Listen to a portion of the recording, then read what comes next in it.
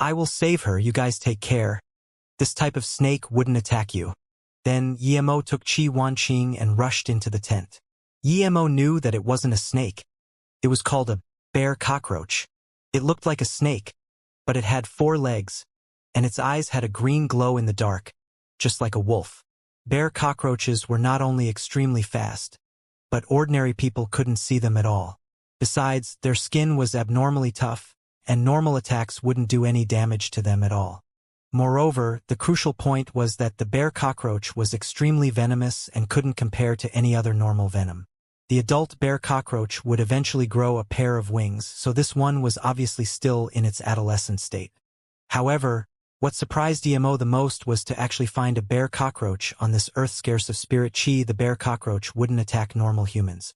They are only sensitive to plants and things that contain spirit chi because this type of animal only loved to devour anything containing spirit chi. Emo immediately pulled down Qi Wanqing's top. But at this moment, he really didn't have time to worry about other things. Qi Wanqing had 2 holes from the bite on her back. The black chi had formed a line going up, making it oddly clear on Qi Wanqing's back. Emo used his cultivated chi to push out the venomous blood before taking out some herbs and using his cultivated chi to help her digest the herbs. The poison was finally under control, but Emo knew that this was only a temporary measure. If the venom couldn't be completely removed, Qi Wanqing still wouldn't be able to survive even for an hour. But what could treat her? Emo turned Qi Wanqing over, allowing her to lay in his arms while he was worried, thinking of a way to treat her. Qi Wanqing was still unconscious, and although the gray on her face didn't get any deeper, it was still quite obvious. Bear cockroaches liked to devour spirit plants, and the people they bit were not only poisoned but would also lose their essence. It was just like life essence. If a person's life essence completely dissipated, they wouldn't be able to live long even if the poison was cured. Qi Wanqing's case was a typical example of life force gradually dissipating. Even if he forced all the poison out of her body, she wouldn't be able to live. If it was in the cultivation realm, then any spirit pills could cure her, but here there weren't even spirit herbs, much less spirit pills. Regardless of whether or not she helped him, Qi Wanqing was bitten because of him. If Emo couldn't save her, his heart wouldn't be at rest. Besides, he had a good impression of Qi Wanqing. If only there were a spirit herb. If there was one, he could use it to recover her life essence, but unfortunately, his silver heart grass was gone, and the ones he just grew hadn't even germinated yet. After a brief moment, he remembered the section of purple heart vine he had obtained recently and thought that he might still be able to cure Qi Wanqing using it. Thinking that his lucky meeting with a small section of a purple heart vine was going to be eaten by Qi Wanqing, Emo was a bit unwilling to give it up. After all, if the silver heart grass couldn't be successfully grown, this vine would be of great use to him. However, thinking about how Qi Wanqing was in this state because of him, Emo still decided to use the purple heart vine. Anyway, could he really watch her die and not save her when he had the means to? If Shuaigua didn't mind giving this plant to him, why couldn't he, Emo, give it to others? Was he, Emo, a status higher than others? Thinking about this, Emo felt ashamed of himself. Just when Emo took out the purple heart vine and was thinking of a way to turn it into a serum for Qi Wanqing, he suddenly remembered that he had only eaten the silver heart grass for around a month. There would definitely still be some of the medicinal powers of the silver heart grass remaining in his blood. Plus, even if it wasn't the case, he was a cultivator, and there were constantly spirit chi in his blood, so it might even have a better effect than the purple heart vine. After all, Qi Wanqing couldn't straight up digest the purple heart vine, and she still needed Yemo's help in digestion, which was too troublesome. Thinking about this, Yemo slit his wrist without hesitation and directed the flow of blood toward Qi Wanqing's mouth. At the same time, he used his cultivated qi to help Qi Wanqing digest the medicinal powers of his blood. Qi Wanqing's face gradually returned to normal with visible speed. The black lines withdrew along the original track and spurted out from the wound on her back. The black blood was gradually flowing out of the wound until it started turning red. Yemo felt relieved that it had worked. It seemed that the medicinal powers of the silver heartgrass were not completely digested by his body.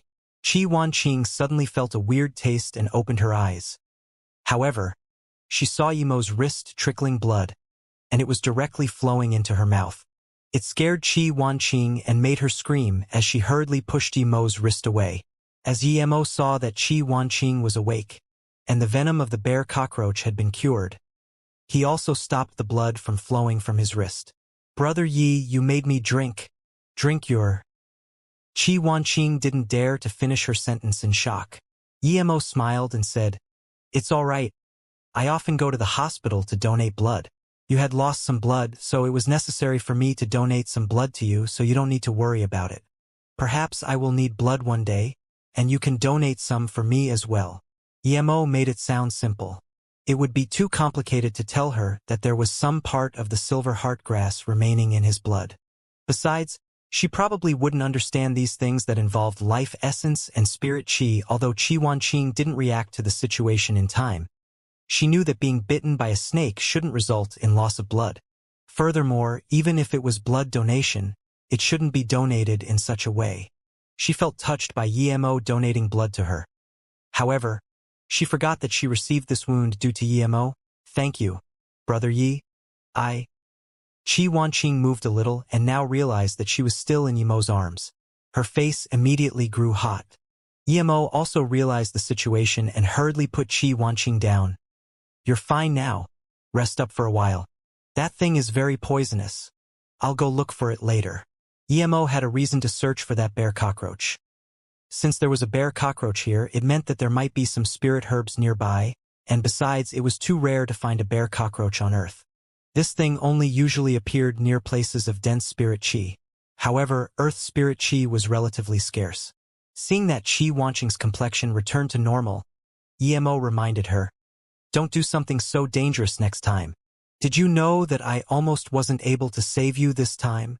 Yimo's meaning was that this all could have been avoided. If Qi Wanqing didn't charge over, the bear cockroach wouldn't have been able to land an attack on him. But if he had said this, it would seem a bit hurtful. After all, Qi Wanqing was trying to save him and didn't know that Yimo could dodge it. "No, if it happened again, I would still stop it. If you are poisoned, then it's all over, but if I am, you might still be able to save me." Although Qi Wanqing's voice was low, it was very firm. Yimo was stunned for a moment and felt touched. Then he immediately said, "Nincompoop, if you are poisoned, I may not be able to save you. Today was very dangerous, you need to remember that next time. What if I couldn't save you?" Qi Wanqing shook her head. "Brother Yi, I don't understand these things. You saved me, I just don't want you to be bitten from the bottom of my heart. Even if you can't save me, I would still do it if something similar happened again." As if scared of Yimo's reproach, her voice was getting smaller and smaller. Yimo sighed as he thought that this girl was really giving people a headache. He even doubted if he made the right choice in staying longer with them. Qi Wanqing's feelings towards him didn't seem to be as simple as repaying gratitude. When Yimo and Qi Wanqing came out, Lu Lin and the others had been worried sick waiting. They were relieved after seeing both coming out. This six-man squad had already lost 2 members. If they lost Qi Wanqing here as well, it would be tragic. Besides, Qi Wanqing's identity wasn't ordinary. If something happened, Lu Lin's superior wouldn't be able to shoulder the consequences, much less Lu Lin. Luckily, they were fine now. "Captain Lu, you guys rest for a bit first. I'm gonna leave for a while." Yimo didn't wait for the others' reply and just went straight into the forest, since he was interested in this bear cockroach. Usually, where the bear cockroach appeared, there were things like spirit herbs, and even if he couldn't find spirit herbs, it would still be good to capture this bear cockroach. Although bear cockroaches weren't spiritual beasts, it could bond with a master because it possessed some self-awareness, unlike other wild beasts that could only be kept as trained animals. Although this bear cockroach was useless to him, he could capture it and give it to Qi Wanqing.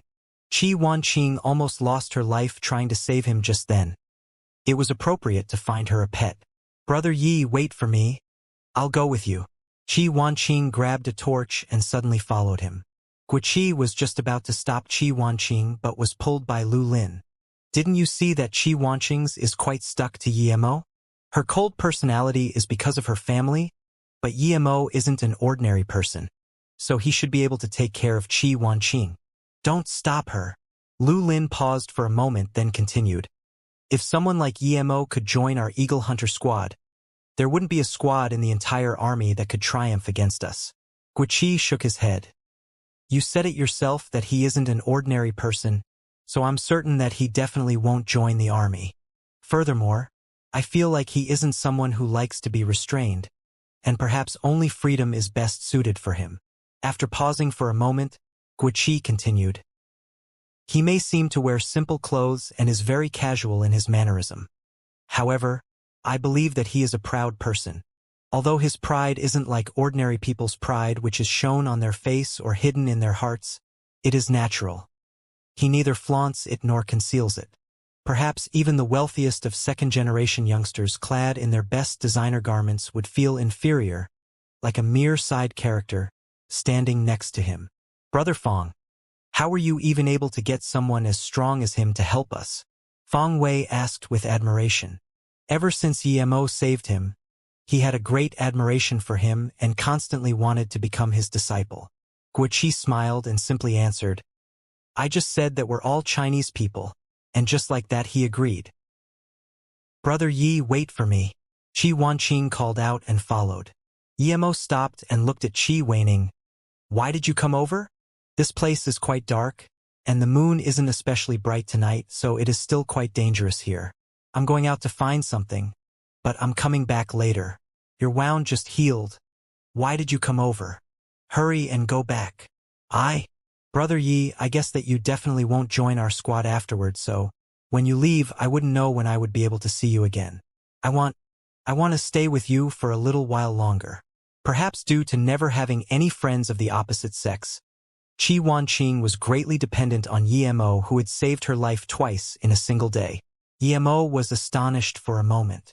He felt that Qi Wanqing was over-reliant on him, which didn't suit her identity as a soldier. Perhaps she went to the army due to other reasons, but he didn't want to ask about that at this point. He just wanted to say, idiot, I can come back and see you later. But when the words came to his mouth, he stopped. Would he really come back to see her after he left? That was impossible. His and Qi Wanqing's path were completely different.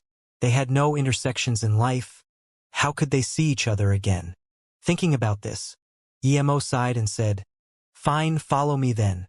After all, if he really captured the bear cockroach, he was going to give it to Qi Wanqing, and he had to make the ownership bond with Qi Wanqing.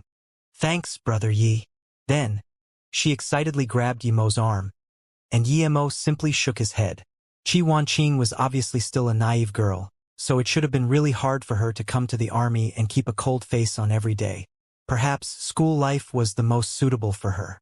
How many years have you been in the army? Why don't you go to school anymore? Emo asked. In my second year of university, my grandpa forced me to marry a person I didn't like. I refused, but that person came to my school, and when I tried to speak about it to my father, he actually agreed with Grandpa. So, I ran out secretly to find Uncle Jiang and joined the army. I never went back again, Qi Wanqing said dejectedly. Emo was speechless. Why did these people all like to use marriage to strengthen their power? No matter where it was, these things continued to happen. But you can't stay in the army for your whole life, can you? When you go back, you will still be forced into decisions by your dad and granddad. Emo said. I don't want to go back. My mom often comes to see me, and she also helped me open. Qi Wanqing shut her mouth just in time. She almost said that the company she wanted Emo to go earlier was hers and not her cousin. Then, she suddenly asked, Brother Yi, someone is outstanding as you should have a girlfriend already, right? Emo smiled as he said, I'm a jobless wandering person. How can I be outstanding? Girlfriend? I don't have one, but I do have a wife, hee. Ah, you're married? Qi Wanqing suddenly felt hollow in her heart. A sudden sense of loss that just couldn't be described. Emo didn't notice Qi Wanqing's state and explained, she should be about the same as you. She didn't want to marry someone else, so she faked her marriage to me. I'm just helping her out. If one day you want me to help you, I would be happy to do so. Emo laughed at himself. What? Brother Yi, you have a fake marriage and that woman is using you? How could there be such a bad woman? Qi Wanqing immediately felt indignant upon hearing this. A woman would even use someone like Brother Yi, she thought and said, Brother Yi, why would you let yourself be used by her? Just ignore such women. Why be used by her? Yimo's complexion suddenly seemed gloomy. He thought about his poor master Luoying and didn't know how she was doing now. As long as there was the slightest sliver of Luoying's image, he was willing to be used. The reason he helped Ning Qingxue might be hidden in the depth of his heart, but he hoped that if one day his master was in trouble, there would be someone like him willing to help her. Sorry, Brother Yi, I won't ask you. Qi Wanqing saw Yimo's look of melancholy and immediately understood that he must have had some special reason to do so. Yimo was surprised as he bent over and looked at a mushroom that was partly consumed. There really was spirit herbs here. Although the mushrooms weren't spirit herbs, they still contained small amounts of spirit qi which seemed to have attracted the bear cockroach. What's wrong, Brother Yi? Qi Wanqing saw Yimo stop and asked. Don't say a word. I can already see it. Yimo's spirit sense locked onto the bear cockroach a few meters away. It had also obviously noticed Yimo. However, it didn't move, as it seemed to be sure that Yimo wouldn't be able to discover him no matter what and therefore wasn't scared. Wanqing, come to my left side. Yimo made Qi Wanqing move to his left side because the right side was where the bear cockroach was hiding. This guy was hiding under a rock with his eyes staring at Yimo and Qi Wanqing. Not only did he not escape, but he was instead trying to find an opportunity to attack Yimo. Of course, Qi Wanqing didn't know what Yimo had meant, but since Yimo told her to go left, she immediately went on the other side. Yimo knew that the bear cockroach was sly, so he pulled Qi Wanqing, pretending not to see it moving past by its side. The bear cockroach saw Yimo showing his back, so it slowly moved closer toward him and was prepared to suddenly attack him when he was the closest possible to its position. Why being so careful? Qi Wanqing asked quietly. Yimo didn't answer but suddenly turned and made a grabbing move with his hands in midair. His movements were extremely fast, so much so that Qi Wanqing wasn't even able to react. Gee! With a sharp shriek, the bear cockroach that jumped and attacked Yimo was caught in his hands in midair, as though it had placed itself there. If Yimo didn't use some qi in his hands, he really wouldn't have been able to catch this fast creature. Feeling the intense struggle of the bear cockroach, Yimo immediately said, Wanqing, hurry up and bite open the tip of your finger. Quick, this thing is really strong. The bear cockroach knew it was tricked and struggled more fiercely. If he didn't catch it with his own hands, Yimo definitely wouldn't have thought that it could have such power, and this was only a young bear cockroach. Qi Wanqing saw the green eye and immediately felt scared. Cold sweat trickled down her body. She wasn't really scared about herself, but about Yimo getting bitten. However, hearing Yimo's yell, she quickly reacted and, although she didn't know the reason why, she still quickly bit open her finger. Meanwhile, Yimo took out a knife and slit open a gash in the middle of its head. As blood trickled out, Yimo held Qi Wanqing's finger and dropped the blood from her fingertip into the gash. His hands continuously made different hand signs, as though he was using some magical art on the little snake-like creature. Qi Wanqing looked at Yimo's actions in shock and didn't dare to speak. She could already see the sweat beads trickle from Yimo's forehead and wanted to wipe them for Yimo. But she was scared that she would interrupt him, especially since she had no idea what Yimo was doing. His hand gestures seemed mysterious, as though it was mystical. However, Qi Wanqing believed in him. The struggling bear cockroach gradually calmed down before eventually stopping. After being dropped by Yimo, it immediately ran towards Qi Wanqing's feet. But not only that, it even used its sharp head and rubbed itself against Qi Wanqing's shoe as though a sign of intimacy. Qi Wanqing was just staring tensely at Yimo and didn't expect the snake to run over so suddenly and was evidently frightened. Luckily, Yimo's voice resounded in time. Now, it has been subdued by me, but because you don't have a spirit sense, you can only make it understand you through words. Don't worry. It won't attack anyone unless you give the order to. Yimo knew Qi Wanqing wasn't a cultivator and, therefore, didn't have a spirit sense. So although he made the bear cockroach sign a slave pact with her, she could only command it through words. It would take a long time for her to be able to command it only with her will. "Ha, Brother Yi, how do you know something like this? It sounds weird and mystical." As Qi Wanqing saw that the bear cockroach really didn't seem to have the intention to attack her, she was finally able to calm her heart. Emo smiled and said, "This is the method used amongst common people, and I have learned a bit of it. However, you can't train every animal with this. It's only doable for a few special animals, and this bear cockroach is one of them." Bear cockroach? Qi Wanqing didn't think that this snake-looking thing had such a strange name. "I'll call it Little Wolf from now on. It won't bite others, right?" Qi Wanqing suddenly found it interesting but was still worried about the ferocity of the bear cockroach. Not everyone could save someone bitten by that creature like Emo did with her. It won't. Emo knew that even without taming it, it wouldn't bite ordinary people as it was mostly attracted to Qi, much less after signing the slave pact with her. He thought for a moment and continued, "From now on, you just need to feed it some bamboo shoots, or you can allow it to find food itself. Most people wouldn't even be able to shadow of the bear cockroach anyway." Emo and Qi Wanqing returned to the campsite, and when the others saw the creature, they were amazed that Emo was able to capture such a strong pet for Qi Wanqing. They kept observing the bear cockroach, and eventually, Lu Lin suggested that Qi Wanqing should make a small linen bag to keep the bear cockroach close to her. Originally, Emo was planning to leave after accompanying them out of the forest. However, because of Qi Wanqing, Emo didn't even mention leaving once but simply continued to follow the group. Although Qi Wanqing really liked staying on Yemo's back, she had completely recovered now and felt embarrassed to continue staying on his back, so she got off and walked herself. In the next few days, Emo would teach some techniques to Feng Wei each day, and later on, Guiqi and Lu Lin also came to learn. The things Emo taught were all easy to learn and very practical.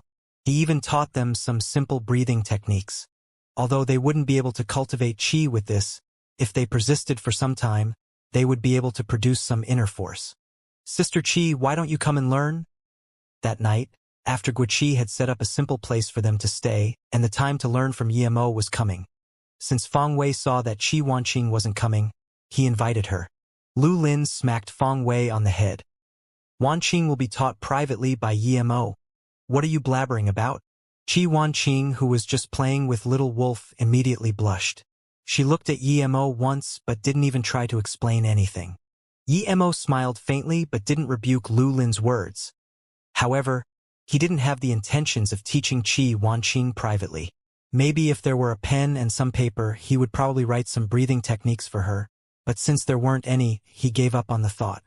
Emo had a great impression of Qi Wanqing since she was willing to risk her life to save him. Besides, even though Qi Wanqing was in the army, she seemed to stick to him quite heavily. However, only Emo knew that nothing would happen between him and Qi Wanqing as he already had Luoying in his heart. And no matter how extraordinary other girls were, they wouldn't be able to capture his heart. The only reason he caught a bear cockroach for her was to repay her for saving his life. Nevertheless, the bear cockroach was quite an important thing to Emo now since after all, his power wasn't quite high right now, and a lot of people were stronger than him. With the help of bear cockroach, he would be much safer. However, in order to repay Qi Wanqing's goodwill, he still gave it to her. On the 11th day, this temporary team had finally encountered people who had come to meet the squad. Therefore, Emo was going to bid them farewell. "Brother Yi, if you have time, you really need to remember to help my cousin at Luotsong." Qi Wanqing couldn't let him go the most and felt as though she lost something when Emo left. However, she didn't have any valid reason to make him stay. She could only hope that Emo would go to the company her mother gave her and perhaps she would find an opportunity to leave the army and go back there too. Emo felt helpless as he saw Qi Wanqing's expectant look. He couldn't bear to disappoint her, so he could only nod to agree. However, he knew that after separating with them this time, it would probably be very hard for them to see each other again because he needed at least a few years' time to cultivate his silver heartgrass. Seeing Emo's back gradually disappear into the forest, Qi Wanqing suddenly felt a deep sense of loss and disappointment in her heart. Her mood reached rock bottom once again. When Emo went back to Flowing Snake by himself, his speed was a lot faster.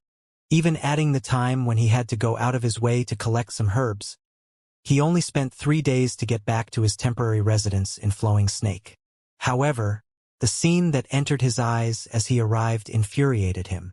It had only been 20 days, but his place had been ruined. The walls were broken everywhere, but the most important part was the patch of land where he had plowed to grow his silver heartgrass was utterly destroyed. Crack! Emo kicked a large rock with his feet and, using his chi, the rock was actually shattered into countless pieces. His most valuable possession was the silver heartgrass, and he had tried to cultivate 19 seeds here. However, this place had been decimated just like this. What was Fong Nan doing? Just when Emo was prepared to look for an explanation from Fong Nan, a person quickly ran over. This individual had seen Emo standing in front of the ragged pagoda and hurried over and respectfully said, "Brother Yi, Brother Nan made me wait here for you. You're finally back." This was a youth in his 20s and Emo still remembered him. He was called Rock, and was the one who stood behind Fong Nan when Emo first went to see him. Emo suppressed the anger inside his heart. The silver heartgrass was more important than anything, but now, half of it was gone. How could he not be angry? However, he wasn't a person to go into a tantrum before fully understanding the situation, but someone will pay with his life for his silver heartgrass. Seeing the dark look on Yemo's face, he quickly said, "Brother Yi, after you left, Brother Nan and another big gang in Flowing Snake, the Yu Gang, fought over the distribution of benefits of those left behind by the 13 turbos. Originally, Brother Nan wouldn't be afraid of the Yu Gang. However, the Yu Gang went against the rules and rallied with the Fei Gang to ambush our Pudao clan. Brother Nan was heavily wounded and taken here by our brothers to recover. However, he was still attacked by the Yu and Fei Gang. In the end, only a few brothers and Nong Brother made it out. Nong Brother told me to wait here for Brother Yi to apologize to you." Emo listened through Rock's words with a pale face, not replying for a long time. He understood that if Fong Nan didn't come here, perhaps his silver heartgrass wouldn't have been destroyed. So maybe Fong Nan was using this method to force Emo to help him out. If Fong Nan was actually trying to make Emo angry at the Yu Gang so he would destroy them, then he really wouldn't mind annihilating Pudao clan too. Emo walked into the yard. That patch of land was trampled all over, but Emo still managed to find a few seeds. Seeing those seeds made Emo calmer. However, he realized that even if that event didn't happen, he wouldn't be able to grow the silver heartgrass here because the few seeds he had found were all rotten and didn't have any signs of germination. It seemed that this silver heartgrass could only be cultivated in certain places. He didn't even know why the place he had been living at before could grow a silver heartgrass. "Take me to Fong Nan." Emo turned around and said coldly to Rock. His face had returned to complete calm. Fong Nan was extremely devastated right now and was hiding in a far-off cave. Including Rock, only 6 people were remaining. As he saw Emo walking in, Fong Nan struggled to get up with a face filled with guilt. From Yemo's attitude toward the place, he could see how important it was for him, yet not only was he unable to guard it, but the place was also destroyed because of him. If something similar were to happen again, he would never allow his brothers to take him there to hide. Seeing Fong Nan struggling to get up with guilt in his eyes, Emo only waved his hand. "This isn't your fault. Let me have a look at your wound first." Fong Nan had been injured during a gunfight. Although he was shot twice, it was not a problem for Emo to heal him at all and, in less than half an hour, he had already treated Fong Nan's wounds completely. "I'm going to have a look around Flowing Snake to see who destroyed my stuff. You can rest up here in the meantime. You will be able to return to Flowing Snake at night." When he saw that Fong Nan was better, Emo stood up and, as he was about to leave, the tone he expressed himself with made everyone who heard him frigid. Fong Nan immediately said, "Brother Yi, this thing was caused by me, so even if I die, I can't let you go to Flowing Snake while I sleep here." Emo smiled faintly. "In that case, you can come with me." To him, these gangs formed by desperados really didn't have nothing to do with him. There wouldn't be a problem even if Fong Nan came with him. Flowing Snake. Inside the semicircle stone house that originally belonged to Fong Nan, the Yu Gang and the Fei Gang that had encircled the border of China were also here. The big boss of the Yu Gang spoke in a fluent Chinese. I've long despised that Fong Nan from the Pu Dao clan. Although we didn't manage to kill him, we kicked him out of Flowing Snake this time, which makes me feel at ease. We were really fortunate to have Boss Pu this time. Come, with this glass. I now represent the Yu Gang to toast in your honor. All right, but we will also be living in Flowing Snake in the future, and we hope Supreme Chancellor Wang will help us out a little. The boss of the Fei Gang sitting on the opposite side of the Yu Gang with black skin. Although he was speaking Chinese, he was stuttering a little. He obviously knew that he wouldn't be able to live at Flowing Snake if he couldn't even speak Chinese. Supreme Chancellor Wang smiled and replied, "No worries, no worries. We each take half of the land and business left behind by Fong Nan, since it is what we had already agreed beforehand." This Supreme Chancellor Wang was the leader of the Yu Gang, Wang Xian. He didn't like to be referred to as gang leader, and instead preferred the title Supreme Chancellor. Under such discussions, the atmosphere in the room was extremely cheerful. Thud, thud. However, two discordant sounds disrupted the scene as two bodies fell on the table where the two gang leaders had just drunk a toast.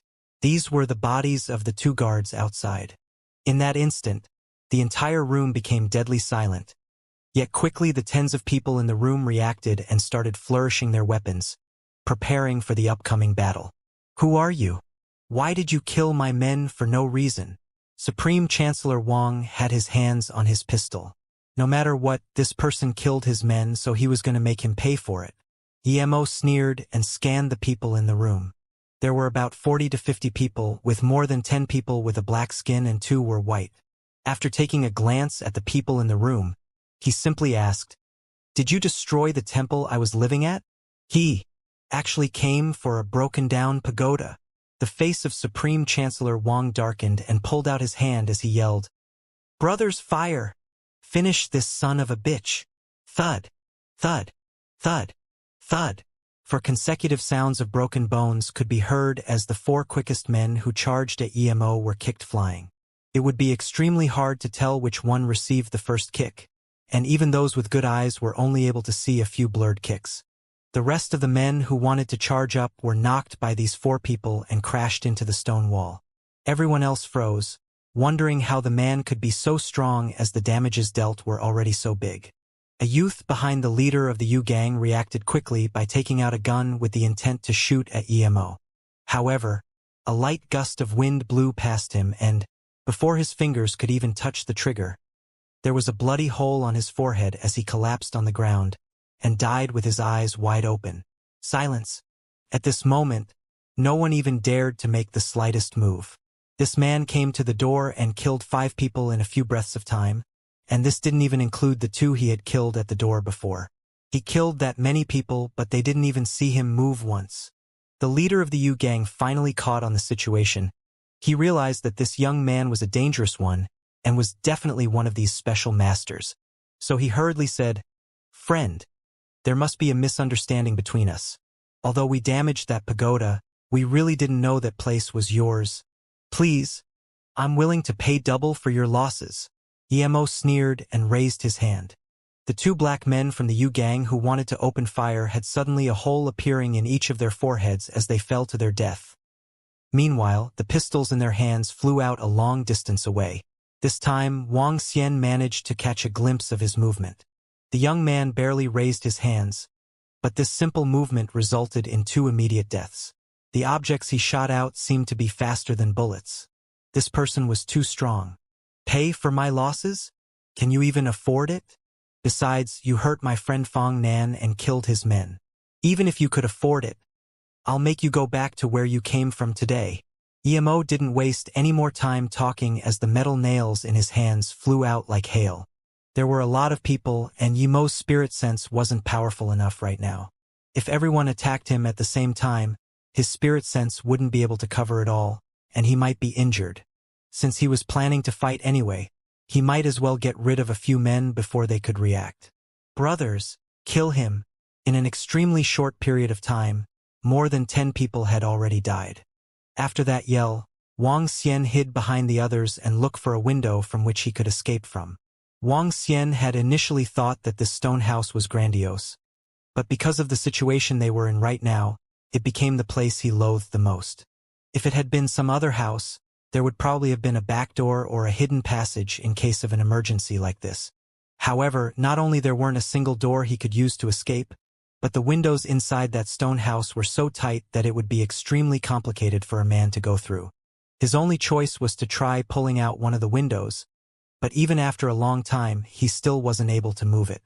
Blood was spewed, and the sound of gunshots and knives clashing into each other was resounding all over the stone house.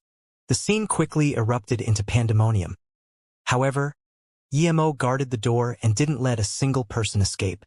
Although Emo had a spirit sense and he attacked very fast, usually killing those with guns first while dodging the flying knives, there were simply too many people attacking him. His spirit sense couldn't cover it all, and he wasn't able to avoid one bullet that lodged itself in his leg.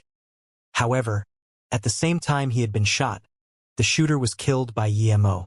Although the gun wound wasn't serious enough to threaten his life, it seriously annoyed Emo, and the metal nails started to fly out even faster. A few minutes later, the rustling noise in the room stopped. Other than Wang Xian, who was still trying to pick the window open, even the leader of the Yu gang was laying on the ground, dead. The stone house was full of bodies, and yet, there weren't much blood stains. This was because Emo always took care of them with one nail. Emo took out the bullet lodged in his leg and treated his wound. Then, he stared coldly at Wang Xian near the window and said, "I don't think you need to try anymore. Do you think you can still escape now?" Hearing Emo's words, Wang Xian suddenly looked behind him. Immediately, his hands and feet went cold. A single thought lingered in his mind. What sort of person did I offend? More than 40 people against one, but none of them lived? Well, it's more like other than him, everyone else had been killed. It took him a long time before he could even say another word. "Please have mercy on me. I'm willing to give you everything I have, and I am also willing to be your subordinate." Wang Xian had killed countless people, but when it was his turn, he finally realized death was such a scary thing. "Fang Nan, I'll leave this to you. You can deal with this one." Emo turned back to leave. Fang Nan and a few of his henchmen were waiting outside nervously, and when he heard Emo calling out to him, he asked his men to help him go inside. At this moment, Emo had already left. Fang Nan looked at the scene in the room and couldn't close his mouth for a long time. The room was full of bodies, except for Wang Xian, who was shaking right now. Fang Nan suddenly felt a cold shiver down his back as he thought, "What is cruel? This is really cruel." He had killed countless people but had never killed this much by himself. And yet, Emo left calmly as though nothing had happened. For him, murder was as simple as breathing. No wonder he scared so much someone as ruthless as Wang Xian that he couldn't stop shivering. When he killed, it was the brawls between gangs. It appeared to be very scary with blood flying around, but they were mostly light wounds and not a lot of people died. There never had been someone who could kill the opponent's entire gang. However, Emo had killed all of these people and yet still appeared like usual, as though he had just killed a few chickens. His face remained expressionless. Then, Fang Nan suddenly thought of the day when Emo came to this place with him, and sweat ran down his back. If he had just acted a little tougher that day and had some bad intentions, there wouldn't be a Fang Nan in this world. Fang Nan had never seen someone so strong. At the same time, he had never seen someone so ruthless. Luckily, he respected Emo from the bottom of his heart and had tried to be friends with him. Otherwise, Fang Nan didn't even dare to think about it. "Leader Fang, have mercy. I'm willing to give you all of my assets. I just want you to spare my life." Wang Xian's plea interrupted Fang Nan's contemplation. "Immediately kill this bastard and clean up the bodies in the room. Rock, immediately come with me to see Brother Yi." Fang Nan left the things here to his men as he only wanted to check on Emo, Brother Yi. Fang Nan was carried by 2 men as he came to Emo and called out to him respectfully. Originally, Emo was just someone strong and mysterious in Fang Nan's eyes, who deserved his respect, but now, Emo was more someone he feared. "Fang Nan." Emo seemed to be deep in thought. "Brother Yi, I'm here." Fang Nan hurriedly replied. Thinking of a moment, Emo said, "Originally, I was planning to live here for a while, but I didn't think that some things wouldn't go according to plan. So I will simply leave. Brother Yi, you're leaving? I can immediately help you build back the place that was destroyed, Fong Nan quickly said. He thought that Yimo was leaving because the pagoda was destroyed. Yimo waved his hand. Fong Nan, right now, you decide what happens in Flowing Snake. I know what you do to make a living, but don't cross the line. As for blocking the road and robbing, don't do it if you can. Business is easy at the national border. However, I hope you won't do any drug business. These sorts of things harm only yourself and the others. This is all I have to say. Perhaps I will come back one day. After finishing, Yimo turned to leave without the slightest hesitation.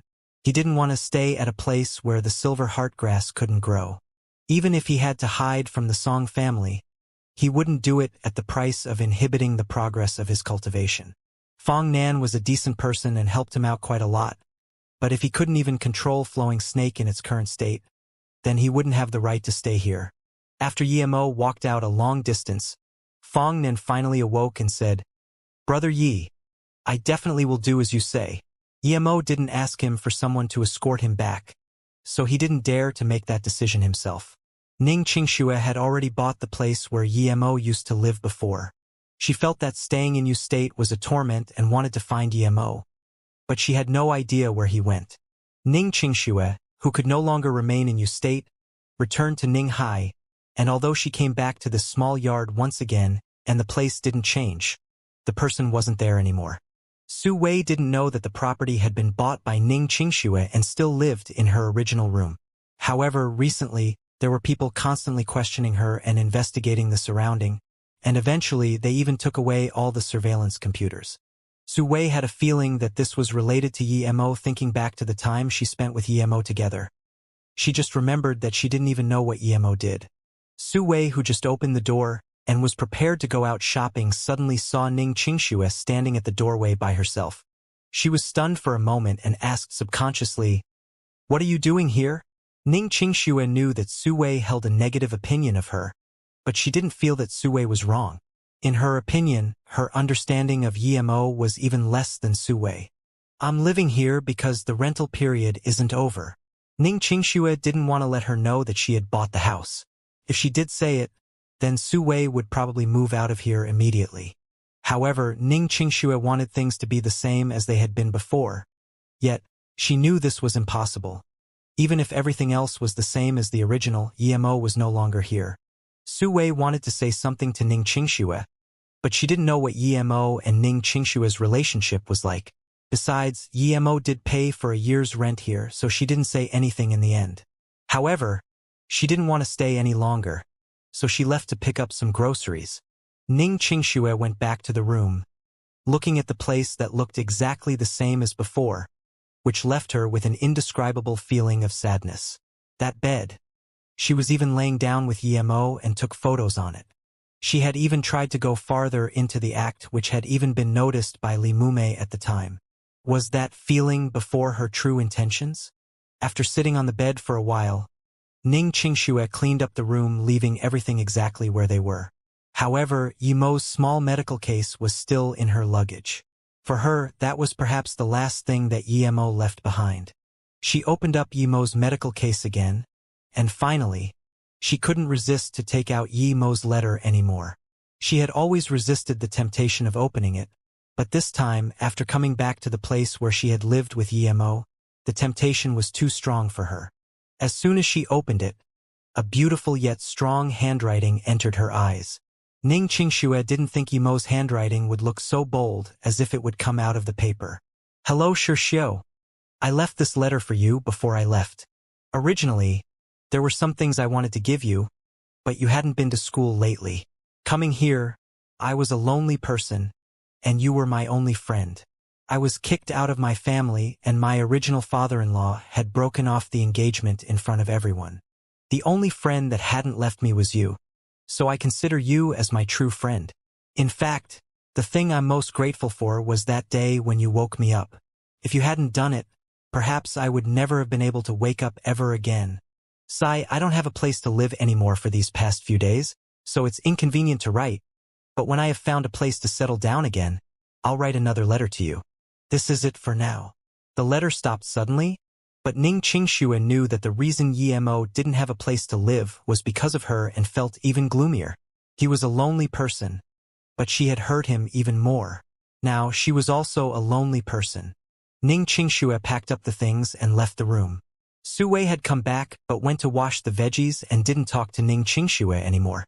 Ning Qingxue walked to the flower pots where Yemo grew flowers in the backyard. She wanted to care for this place and grow some flowers too. A fresh bud made Ning Qingxue look at it for a long time. The place where his small bud grew was the place where the silver heartgrass grew before. Ning Qingxue remembered that the grass with a silver color in the middle was cherished greatly by Yemo, but also remembered that after the grass had disappeared, Yemo was gone as well. Was this bud that grass from before?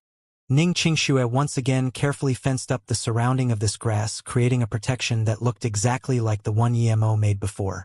No matter whether this grass was the same one Yemo grew before, Ning Qingxue decided she would care for it because its place was the same as that plant from before. Su Wei had cooked food and, when she saw that Ning Qingxue was still taking care of the flowers in the garden, she felt intrigued. Was her relationship with Yemo really more than ordinary? Otherwise, why would their interests be so similar? I've already cooked some food. How about you eat here as well? Su Wei had prepared food and said to Ning Qingxue, who was still doing gardening. Thank you. I'm not very hungry, Ning Qingxue replied, but suddenly after thinking for a while, she asked, Su Wei, did Yemo eat with you frequently? Yemo? Su Wei didn't know why Ning Qingxue would ask this, but she still answered, he only ate once with me and said that he was going to invite me out to eat. But now, he still hasn't invited me and left without a notice. By the way, Ning Qingxue, what's your relationship with Yemo? Ning Qingxue could say another word. Yeah, what was her relationship with Yemo? They were no longer engaged since the marriage was a fake. She had no relationship with Yemo at all now, so what was she doing here? After a week, Su Wei astoundingly discovered that Ning Qingxue's lifestyle was shocking similar to Yemo's. They were both very shy and almost never went out. Furthermore, they had a similarity which was their love of growing flowers. Ning Qingxue often watched beside the flower pots, and when she did, it was usually the whole day and actually didn't feel bored. The only difference was when Yemo lived here before, there was basically no one who came, but after Ning Qingxue lived here, that Li Mumei came quite a few times and even someone called Su Jingwen came. Su Jingwen's beauty also gave Su Wei a little shock. She didn't know why there were suddenly so many beautiful women coming. In a private mansion of the Song family in Beijing, the manager of external matters, Song Hai, was immersed in staring at a map. A few days ago, he received a report saying that a youth looking strikingly similar to Yemo went into the town of Fengtang and went on a bus leaving toward Qi City. However, according to the driver, that person got off before even reaching Qi City. The place he got off was approximately in the Guixiang mountain range. However, the trail was cut off here once again. What Song Hai was staring at right now was the map of the Guixiang mountain range. This place was full of forests and mountains. If Yemo was really hiding there, it would be quite troublesome to find him. Ring ring. Song Hai's phone rang and broke his train of thought. Song Hai frowned. He had exhausted himself mentally recently trying to find Yemo, and a phone call at this time made him feel uncomfortable. What is it? Song Hai picked up the phone and asked impatiently. Master Hai, Ning Qingxue from the Ning family had come to Ning Hai and moved into Yemo's previous home. What do we do now? Master Hai, please enlighten us. The phone came from the people he sent to Ning Hai in order to watch out for Yemo. However, he didn't think that they would be surveilling Ning Qingxue instead of Yemo. Song Hai rubbed his head and replied after a while, keep an eye on her but don't make any move yet. If there still isn't any news in a few days, find a few hoodlums and take her away. Yes, Master Hai. A very straightforward voice responded. Song Hai put down the phone and sneered as he talked to himself. I won't touch the Ning family for now, but can't I touch you, Ning Qingxue? You will see what happens next. Ning Qingxue woke up later than Su Wei each day. But when Ning Qingxue woke up this morning to clean herself, she discovered that Su Wei didn't go to work, so she couldn't help but to ask, Su Wei, You're not working today? Today's a rest day, Xianxia. Don't you get bored looking at those flowers all day long? Due to having the experience of living together for a week, Suwei and Ning Xianxia gradually got to know each other. So Suwei wasn't as cold as she had been at the start. Ning Xianxia shook her head. Nope. I feel great looking at them growing each day. Suwei was amazed for a moment as she really couldn't understand Ning Xianxia's actions, since even when Yemo was growing these flowers, he wasn't as much into this as her. At most, he spent some time of the day to look after it, and the rest of the time he spent it on other things. Suwei, who was just about to say something, was frightened by the door that was suddenly bumped open and dropped the tub in her hands. Two ferocious-looking men charged in but were surprised to see the frightened Suwei as they didn't expect that the person living with Ning Xianxia didn't go to work that day. However, their surprise was gone in a flash, and they didn't look at her anymore. Bitch, you deceived us and stole my money, and now you're hiding here. Come, go back with me. One man was going to pull Ning Xianxia who wanted to dodge, but she didn't expect this man to take out a wooden stick with the intent to swing it toward a flower pot. Meanwhile, he was still yelling, "How dare you stole my money and hide here to grow flowers? I'm going to smash all of them." No! Ning Xianxia saw the stick was about to hit one of the flower pots, and with that strike, even a metal flower pot would be shattered. She was so scared that she didn't even think before she just put herself in front of the flower pots. Puff! The stick directly hit on Ning Xianxia's unprotected back. Spew! Ning Xianxia spewed out a mouthful of blood on the flower pots and fainted immediately. Suwei screamed and immediately tried to call the police. The two men didn't think that this would happen. They swung using their full strength with the intent to destroy a flower pot, so the consequences would be different when that stick hit on a woman. His orders were to simply take away this woman, but they didn't think that this woman would block a stick from him for a flower pot. The men saw that things went out of control, so they immediately looked at each other and left in a rush. Even when the police, Li Mumei, and Su Jingguan all came, Ning Xianxia still didn't wake up. Fractured spinal bone, 60% of the ribs broken, heavy damage to the heart and lungs. Even if we do everything we can, she would only have 3 years to live at best, and she would be sleeping on a bed most of the time. If we don't treat her, she barely has a month to live. This was the conclusion drawn by the specialists in Ninghai's best hospital. Even if I go bankrupt, I will make the perpetrator pay. Ning Zhongfei was furious. Ning Xianxia was his only daughter, and for her, he was even willing to break out with his father and his brothers. But now, his daughter was beaten to the ground. A 30 or so-year-old looking woman just held Ning Xianxia's hand and cried. She was Ning Xianxia's mother, Lan Yu. Xianxia, I won't let you be in this state without doing nothing. After crying for a while, Lan Yu stood up and rubbed her red eyes. She looked at her husband and said, I will find Su Su and help Xianxia exact revenge. Even if the Song family was more powerful than the heavens, I wouldn't let this pass. Previously, every time his wife had talked about Su Su, Ning Zhongfei would try to persuade her saying that Su Su was in the hidden power factions, and it wasn't suitable for her to come out. However, this time, Ning Zhongfei surprisingly didn't say anything.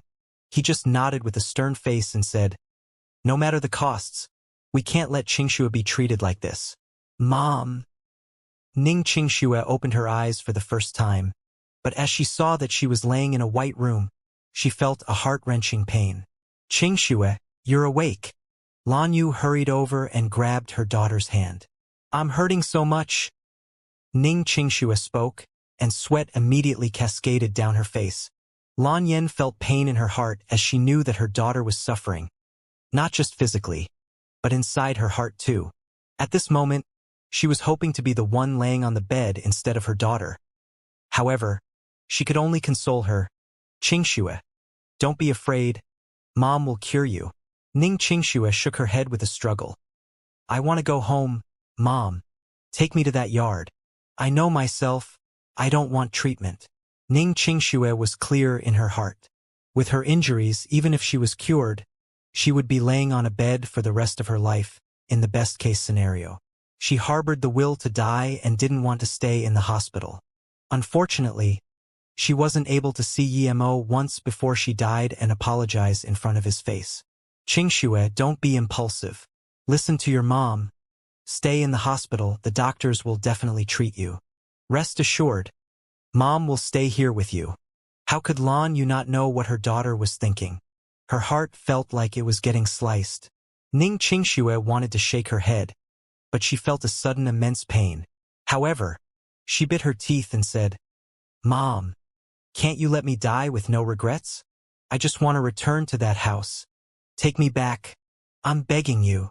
She breathed and said, Mom, give me that little case. After she said that, Ning Xianxia closed her eyes. Her pain no longer allowed her to continue talking, and she fainted once again.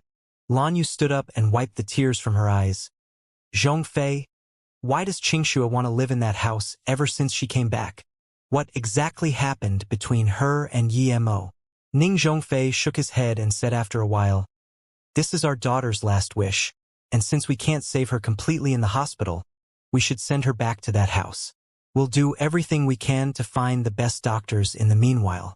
As long as there's even a sliver of hope, I don't want to give up. Put that case beside her bed, so she won't miss it when she wakes up. Lan Yu nodded and agreed with her husband's opinion. Emo didn't go straight to Luozong like Qi Wanqing had recommended.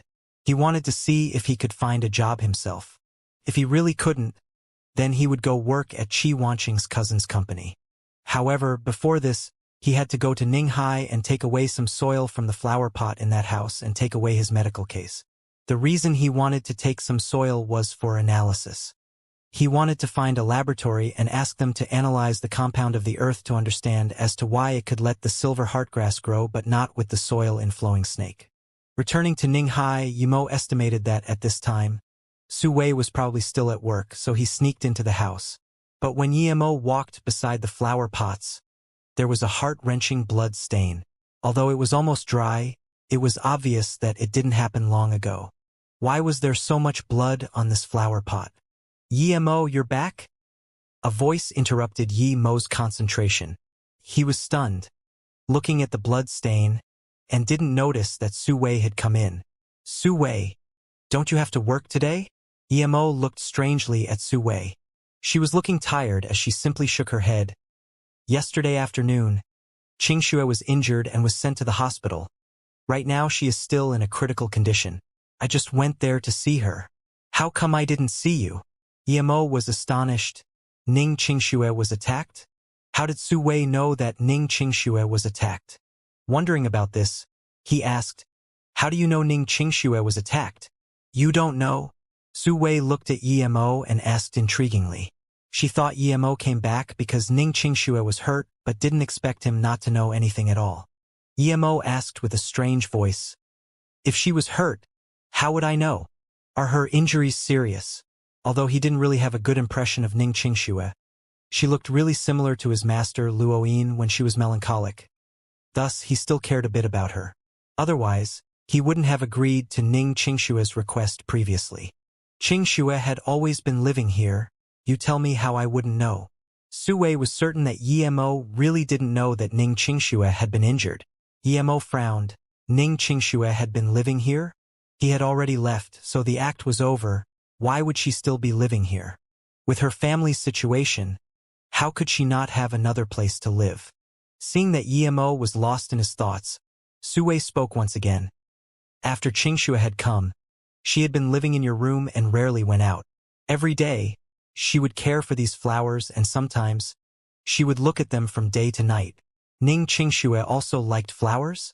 Emo looked at the flower pots in bewilderment. He liked flowers because he came here to grow the silver heartgrass. Why would Ning Xianxia like to grow flowers? If she really liked it, why didn't he even see her come close to a flower pot for the 20 or so days he had been living with her? On the flower pot, one grass with some blood stain caught Emo's attention. Although this grass just started to germinate, Emo had already recognized that this was a silver heartgrass, and the moment he saw the plant, Emo was immediately excited. The earth here could not only grow the silver heartgrass but also make it germinate. Emo immediately thought about why Ning Xianxia would grow this plant here. Was she a cultivator? But Yemo quickly realized that this newly germinated silver heartgrass was actually from a seed that he had dropped before he collected the seeds. He didn't expect it to germinate. But how did Ning Qingxue know this was silver heartgrass and took it so seriously? Yemo was still musing when Sui explained. Ning Qingxue seemed to really care about that small blade of grass in that flower pot and even used things to cover it. She looked after it every day, and sometimes she would look at it the whole day and wouldn't get bored. Yesterday, she was still looking at the small grass in the flower pot when two men suddenly charged in from outside. They looked very ferocious. Looking at Yemo, who was still quietly listening to her, Sui continued. One man said that Qingxue stole his money and was hiding here growing flowers. That man took a wooden stick and was about to smash the flower from the pot. However, I really don't know what Ning Qingxue was thinking at the time, but she used her body to block that wooden stick, and that stick directly hit her on the back. At that moment, she immediately spewed out a mouthful of blood on the flower pot and fainted. Yemo's face turned purple. He didn't know why Ning Qingxue would care so much for that silver heartgrass, but he was already furious. Did you find out who those men were? Yemo calmed down and asked. Sui shook her head and said, No, but Yemo, you need to be careful. After you had left, a lot of people came and asked about you. They even took the surveillance computer away. I don't think those are good people. You need to be careful when you come and go. When Sui spoke till now, Yemo was very clear. Those people that tried to take Qingxue away were definitely sent by the Song family to monitor him. Since they hadn't expected Ning Qingxue to move over, they wanted to see if he would come and meet up with her. However, after waiting for some time for him to no avail, they decided to take Ning Qingxue away. Then, the incident of Ning Qingxue being hurt while trying to protect the grass occurred. Yemo was sure that the truth shouldn't be far off, but he was already sure that those who had hurt Ning Qingxue were people of the Song family. The only thing he didn't understand was why she would risk her life to save this silver heart grass. The only explanation he could think of was that Ning Qingxue knew that he needed this grass, so she cared for it and would even protect it at all costs. Although this was the easiest explanation he could think of, Yemo still believed this didn't make any sense at all because Ning Qingxue had never been so nice to him, so she should be even less for some grass he might need. Yemo thought to himself, Song family, since you want to fight, then we'll fight. If I, Yemo, fear a mere Song family, then I wouldn't even need to cultivate. I might as well suicide and enter samsara, regardless of whether Ning Qingxue did it for him or not. Since she saved the silver heartgrass, this incident was related to Yemo, so he should exact her revenge. Sui, I will visit Qingxue in the hospital, but don't tell her that I came here.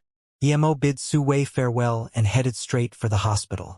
Although Sui didn't know why Yemo wouldn't let her say anything to Ning Qingxue, she still agreed to his request because she knew that Ning Qingxue didn't have much time left. Just when Yemo walked in front of the hospital, he saw a few doctors carrying Ning Qingxue from a portable bed to a car. Yemo was stunned and wondered if was she changing hospital. However, his spirit sense scanned Qingxue's situation and immediately found out that her injuries were far more serious than he had imagined. Instantly, a killing intent rose up in Yemo's heart. Ning Qingxue was beaten like this in his place, trying to protect the silver heartgrass. He was not going to let the perpetrator go.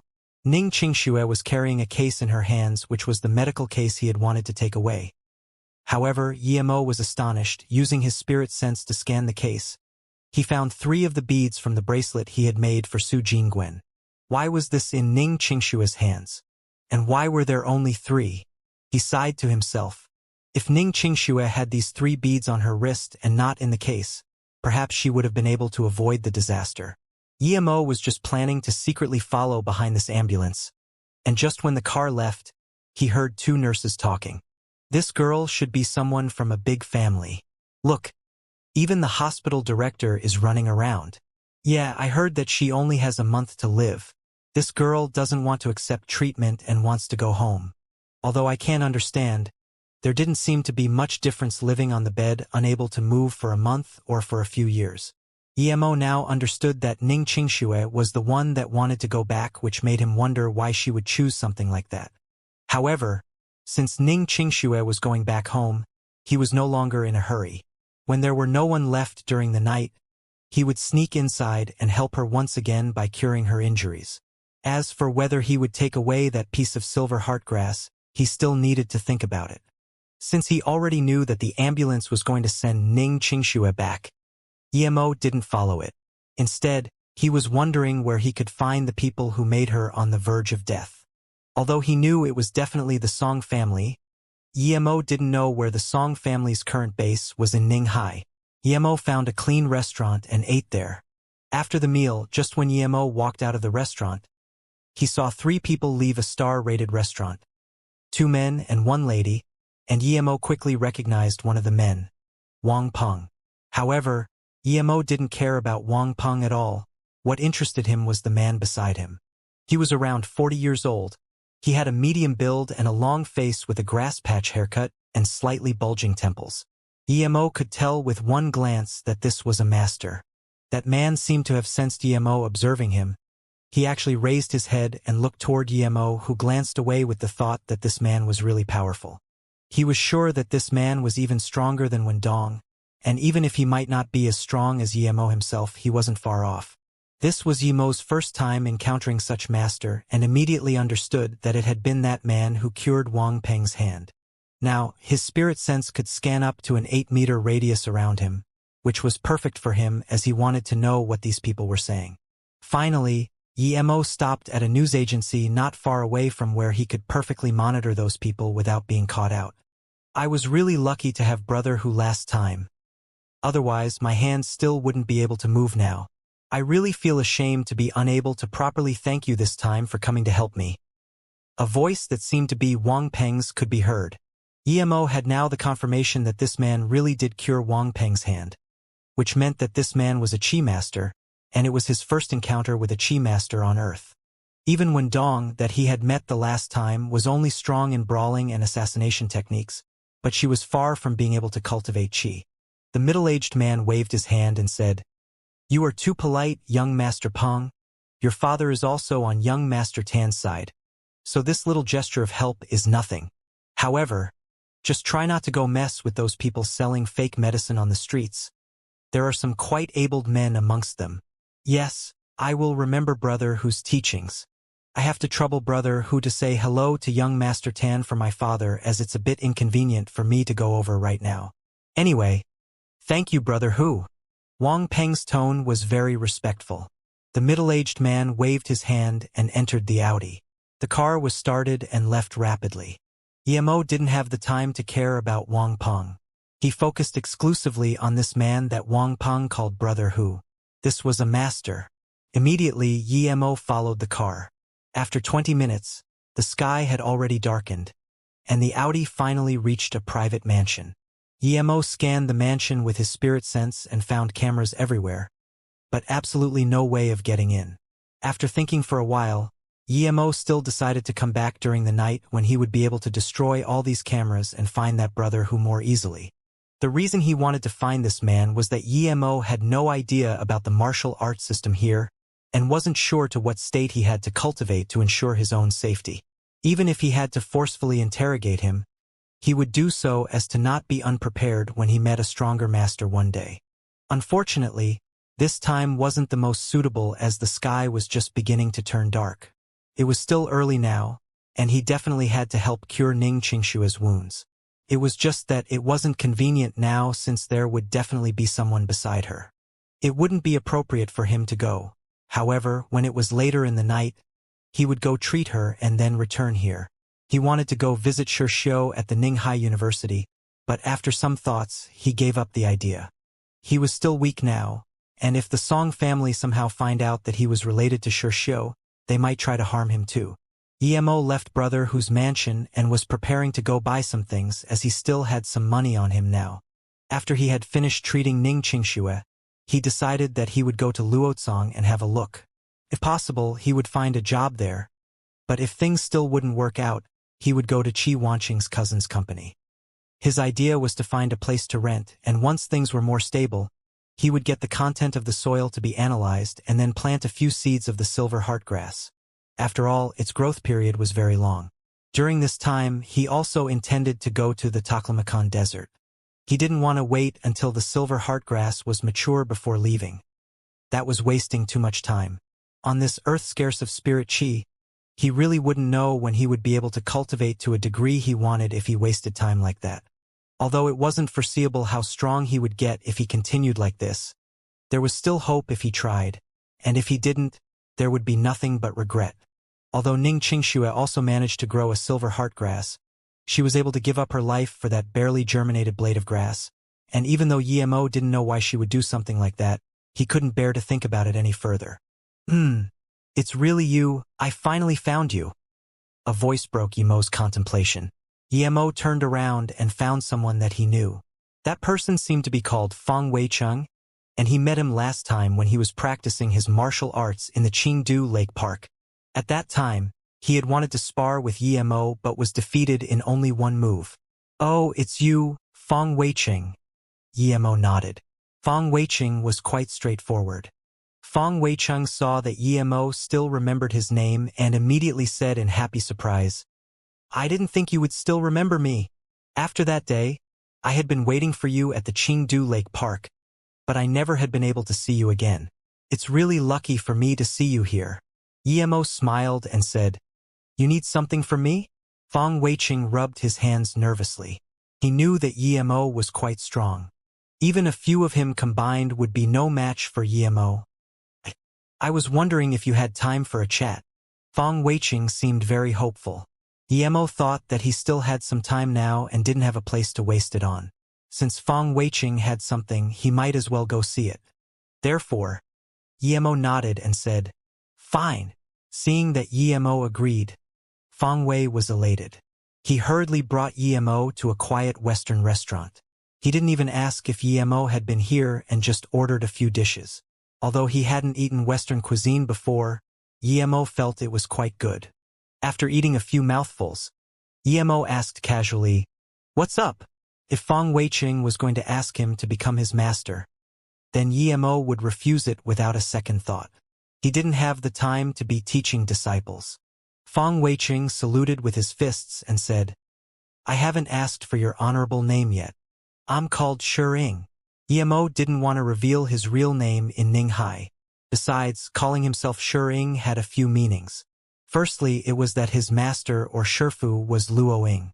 Secondly, it was a homonym for seeing, which meant thinking of his master. Hearing Yimo's name, Feng Weicheng was amazed for a moment but soon recovered. In his opinion, this name was very feminine. However, of course, he wouldn't reveal his thoughts.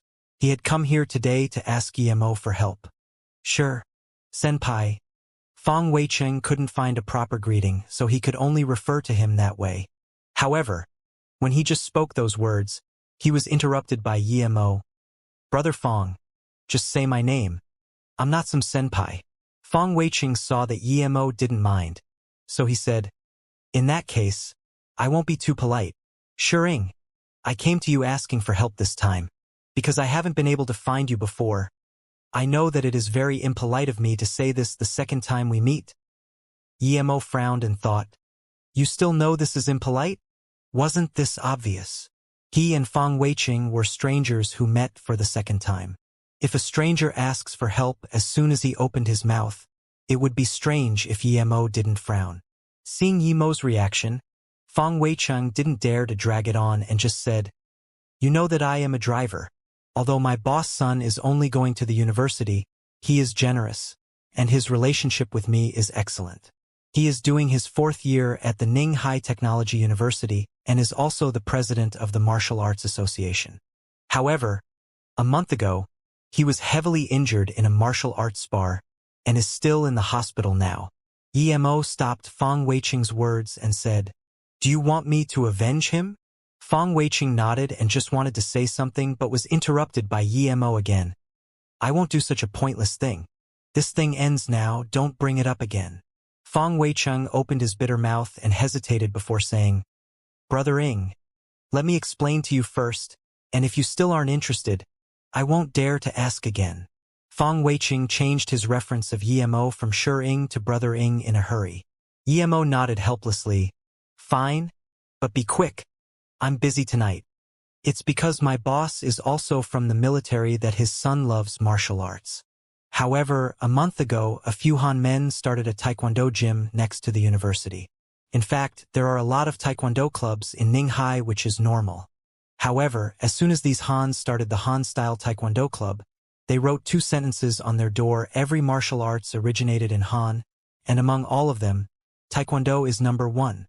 Those who enter this club must accept that the Chinese martial arts originated from Han, and only those who admit that could come into the club to study.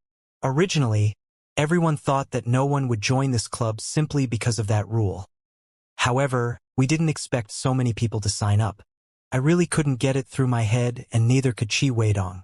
So, he went to spar with the people from this Han-style taekwondo club. After saying that, Fang Weiqing sighed. Although he didn't continue speaking, Yemo could guess what happened next. This Qi Weidong was probably the son of Fang Weiqing's boss. In fact, Yemo also didn't really like some of the Hans he had met because they were too shameless. Not only did they call Chinese medicine Han medicine, but they had even said that Zhuge Liang came from Han. This wasn't all. As long as it was a traditional Chinese festival, they would all claim it to be Han. After Fang Weiqing had made another sigh, he said, seeing Qi Weidong willing to challenge the club master, he was actually very welcoming, and also made him sign some kind of agreement that they wouldn't be held responsible for any injuries. I know Qi Weidong's skills. He started practicing martial arts since he was 8, and it has been more than 10 years since. But he still was no match for the vice club master of the club, and was heavily beaten. However, due to the prior agreement and the fair nature of the match, there was no way to reproach anything to them. Due to Qi Weidong's injuries, many masters in Ninghai went to challenge them, but all of them came back heavily injured. That Han was indeed strong, and it's been a month, yet no one in Ninghai was a match for that man. Later on, they even set the challenge at each university to increase their influence. In this way, their Han-style taekwondo club not only didn't close but was instead getting more and more popular, and those signing up increased significantly. I really don't know what these fellow Chinese are thinking. Fang Weiqing seemed furious after he had spoken. Yemo smiled faintly in the meanwhile. He had heard once that the Chinese had tried to reject the Japanese imports for a certain number of years already, but there were still so many people buying Japanese products, still giving them money so they could turn it into bombs and throw it back. Although the current world still waged war, it was only partial war, and those young men and women living in the peaceful era wouldn't be able to think of more deeply about those kinds of things. Their emotions for their country were mostly in their mouths and not in their hearts. They would forget it after speaking. Compared to the older generation that had experienced war, they were missing a lot of things. Usually, when they bought things, they only cared if the brand was famous or if the appearance was good, and as for where it came from, rarely anyone bothered to check. This wasn't to say that they didn't love their country, but more like they didn't have that subtle notion in mind. Of course, Yemo was able to empathize with Fang Weiqing's emotions. He wasn't an angry youth, but someone saying that everything belonged to them made him feel uncomfortable. Yemo was also a Chinese now and knew that they had a long history. He believed that the Han's Taekwondo originated from Chinese martial arts, yet now they were saying the opposite. Since he was able to help out, Yemo asked, "Brother Fang, what time is it now?" Fang Weiqing looked at his watch and answered, 7:30. Yemo nodded. "I still have 3.5 hours. If you can arrange a match within this time, I should be able to help you with this." Fang Weiqing stood up excitedly. "Brother Ing, I can definitely do that. Right now, they are hoping that someone would fight with them. And now, they would hold the competition with lots of promotions at every university to raise their fame." Afterward, Fang Weiqing immediately picked up the phone and started to make a call. Ning High Technology University. A gym that could only contain 3,000 people was filled with more than 4,000 people now, and the lights were on inside because right now there was a match in progress.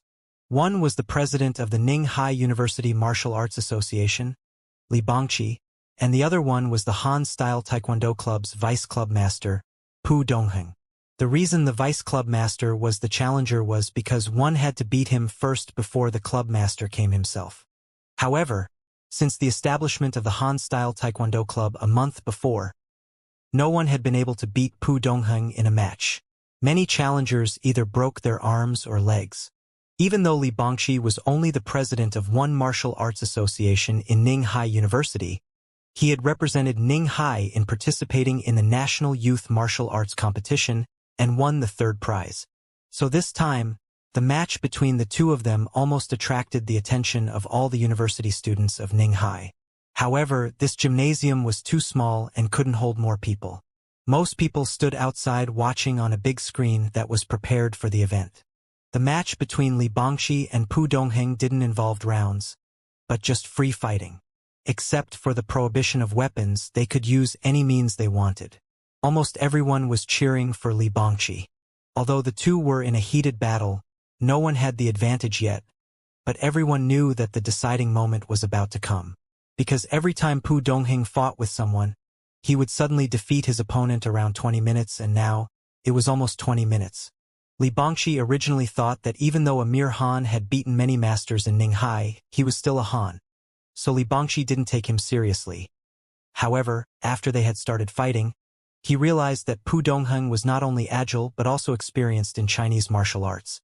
The most despicable part was that these Hans claimed it as theirs. The more Li Bangqi fought, the more he became alerted. He had already taken a few punches from Pu Dongheng, and even though he had a strong body and it didn't really matter much for the moment, he was the only one to know that he only landed one kick on Pu Dongheng, causing barely any damage to him. The reason Li Bangqi was so shocked was because his master had once told him that the highest power level in martial arts was the heaven state. Although he had practiced martial arts for more than 10 years, he didn't even reach the lowest level, the yellow state. At most, he was on the borderline of high-level martial arts. However, those who reached the legendary heaven state were very rare. Perhaps no one had even seen one. Even his master was barely in the doorsteps of the yellow state, but unable to progress any further. Real martial arts masters came from ancient martial arts families and some hidden power factions. However, these ancient martial arts families usually never showed themselves to the world and only pursued martial arts to its extremity so normal people could rarely see them. If one day someone could block his Hurricane Storm Fist, then it meant that this person was on the borderline of the yellow state, and he definitely wouldn't be a match for him. However, right now, Li Bangqi's Hurricane Storm Fist had been completed, yet his opponent was still standing firmly. Li Bangqi immediately remembered his master's words. He knew things weren't good and was about to go into a defensive stance. But at this moment, Pu Dongheng seemed to have suddenly turned into two people, and taking advantage of that one moment when Li Bangqi was hesitating, Pu Dongheng had landed a kick on Li Bangqi's chest. The pain of breaking ribs made Li Bangqi forget for a second the fact that he had been kicked out of the ring. However, he immediately recovered his mind as he had realized that he had lost and was beaten by the vice club master. The club master didn't even need to show his face. At this moment, he no longer cared about the pain of his broken ribs, and the only thing in his mind was the humiliation he received.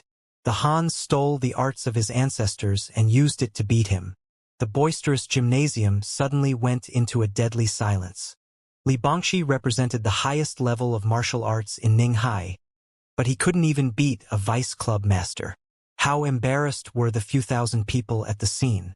The reason Li Bangqi made his move today was because he had just come back from Beijing the day before, and yet he hadn't expected to suffer a loss as soon as he arrived. The vice president of the Ninghai Martial Arts Association, who was also the chairman of the Ninghai Technology University's Student Association, Chen Weilin, said with a face full of disappointment, "Quickly take Bangqi to the hospital. We surrender this match." There were sighing everywhere in the gymnasium, and many people started to leave in disappointment. Suddenly, Chen Weilin's phone rung and, as he picked up the call, he had only heard one sentence before exclaiming, "What? You found him? Okay. Leave this to me." "Club Master Pu, we still have one more member of our Martial Arts Association who wants to challenge you today. This is the last challenge, and if we still can't beat you this time, I will represent the Ninghai Martial Arts Association not to challenge you ever again." Chen Weilin's words immediately caught everyone's attention. Not challenging them again meant accepting their status, and everyone thought that Chen Weilin was mad. "Ha ha ha ha ha, you're welcome to send more contestants. Our Han martial arts masters aren't afraid of challenges. On the contrary, we worry that there are no more challenges, and I was starting to wonder why there was only one every few days. Pu Dongheng laughed cockily. He wanted more challenges since the more there were, the more famous his Han-style Taekwondo club would become. What? There's still someone challenging him? Stay to support him. We must beat these Hans until they know what true Chinese martial arts is. Yes, we must stay to support our people. If you want to stay, you can stay. I'm sick of the disappointment, I'm leaving. Yeah, leave, why stay and cheer for the Hans? With the heated discussions, half of the people left, and the tightly squeezed place was quickly becoming more spacious. However, some of those who were watching the match outside heard that there was another challenger incoming and decided to stay. Soon, new people squeezed into the gymnasium, and the place that was just becoming empty became full again. What sort of person is it? Does he want to challenge the Han? But even if he loses, I will still support him. At least he isn't a coward. Yes, of course, we support him. Unlike some people, they lose their vigor after seeing a loss, so no wonder the Hans are so cocky. I heard it was because Chun Weilin received a last-minute call and arranged the match. However, the Hans definitely want more people to challenge them. This way, they would become more famous. Famous? I don't think so. The challenge hasn't started yet. How would the Hans know they would win? When Yemo came to the Ninghai Technology University, he didn't think that there would be so many people at the scene. It could even be described as a sea of people. Despite that Yemo was a cultivator who was originally from another world and preferred peace, he still resonated under the fervor of these hot-blooded students and Ninghai citizens. What he didn't know was that this was only the scene after half of the people had already left. Yemo followed Fong Weichen into the passage and entered from the back. No one came up and said anything because he looked too ordinary, so ordinary that he didn't look any different from an ordinary, quiet student. Brother Fong, did you find that master? Did he come? Where is he? Chun Weilin saw Fong Weiching and immediately asked a few questions. That's him, Shering, a master of the martial arts realm. Fong Weiching pointed at Yemo and said, "Ha!" Chun Weilin was so surprised that he was startled. How could it be such a quiet-looking youth? However, he immediately reacted and saw that his actions were very impolite. He hurriedly extended his hand and said, "Master Shi, hello? I'm Chun Weilin, the vice president of the Ninghai Martial Arts Association. It's a pleasure to meet you, but that Pu Dongheng is rather strong. How about I show you some of his recorded matches first?" Yemo waved his hand and said, "I'm tight on time. There's no need for recordings. The faster, the better." Chun Weilin opened his mouth and thought, "Wow, he is really arrogant. Too arrogant." Everyone who fought Pu Dongheng all analyzed his fights repeatedly. Even so, no one had been able to hold out for more than 20 minutes against him. Who is this Shering? Did Weiqing get things wrong? What if he just went up and got thrown down in one round? It was a small thing if he got hurt, but then the face of the Ninghai Martial Arts Association would be completely lost. Thinking about this, Chun Weilin looked at Fong Weiqing and wanted to know what Fong Weiqing would say. Seeing Chun Weilin look at him, Fong Weiqing waved his hand and said, "President Chun, just do as what Shering requires. His time is really tight. It would be best if we could call the club master and the vice one here to fight him as well. I believe after this match, the Han-style Taekwondo club would go back to where it came from." Fong Weiqing was quite admiring of Yemo's strength, as he didn't believe the club master could kick him out in less than one round like the Shering had done so easily in the past.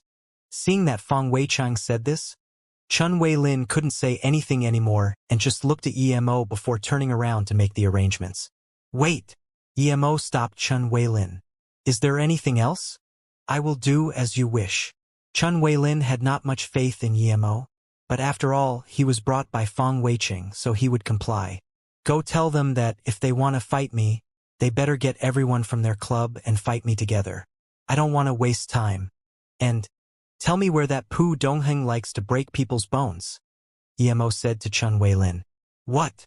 Chun Weilin was truly dumbfounded now. Before he had thought that Shering was very arrogant for not watching the recordings, but now he knew that he was truly crazy. What? Although Pu Dongheng could speak fluent Chinese, he was so angry that his accent changed after hearing Chun Weilin's request. He had been challenged for a month, and no one in Ninghai was a match for him, but now, someone wanted to challenge everyone in their club at the same time. Pu Dongheng's face turned purple as he said, "Okay, but he must beat me first. Perhaps after he had fought me, he wouldn't say such things. I'm sorry, President Chun. I want to ask you to tell him that there will be injuries in the fight. Don't regret after he goes in the hospital. Although our club welcomes challengers, not every little prawn can come and challenge us. Now, if he still wants to fight, then hurry up."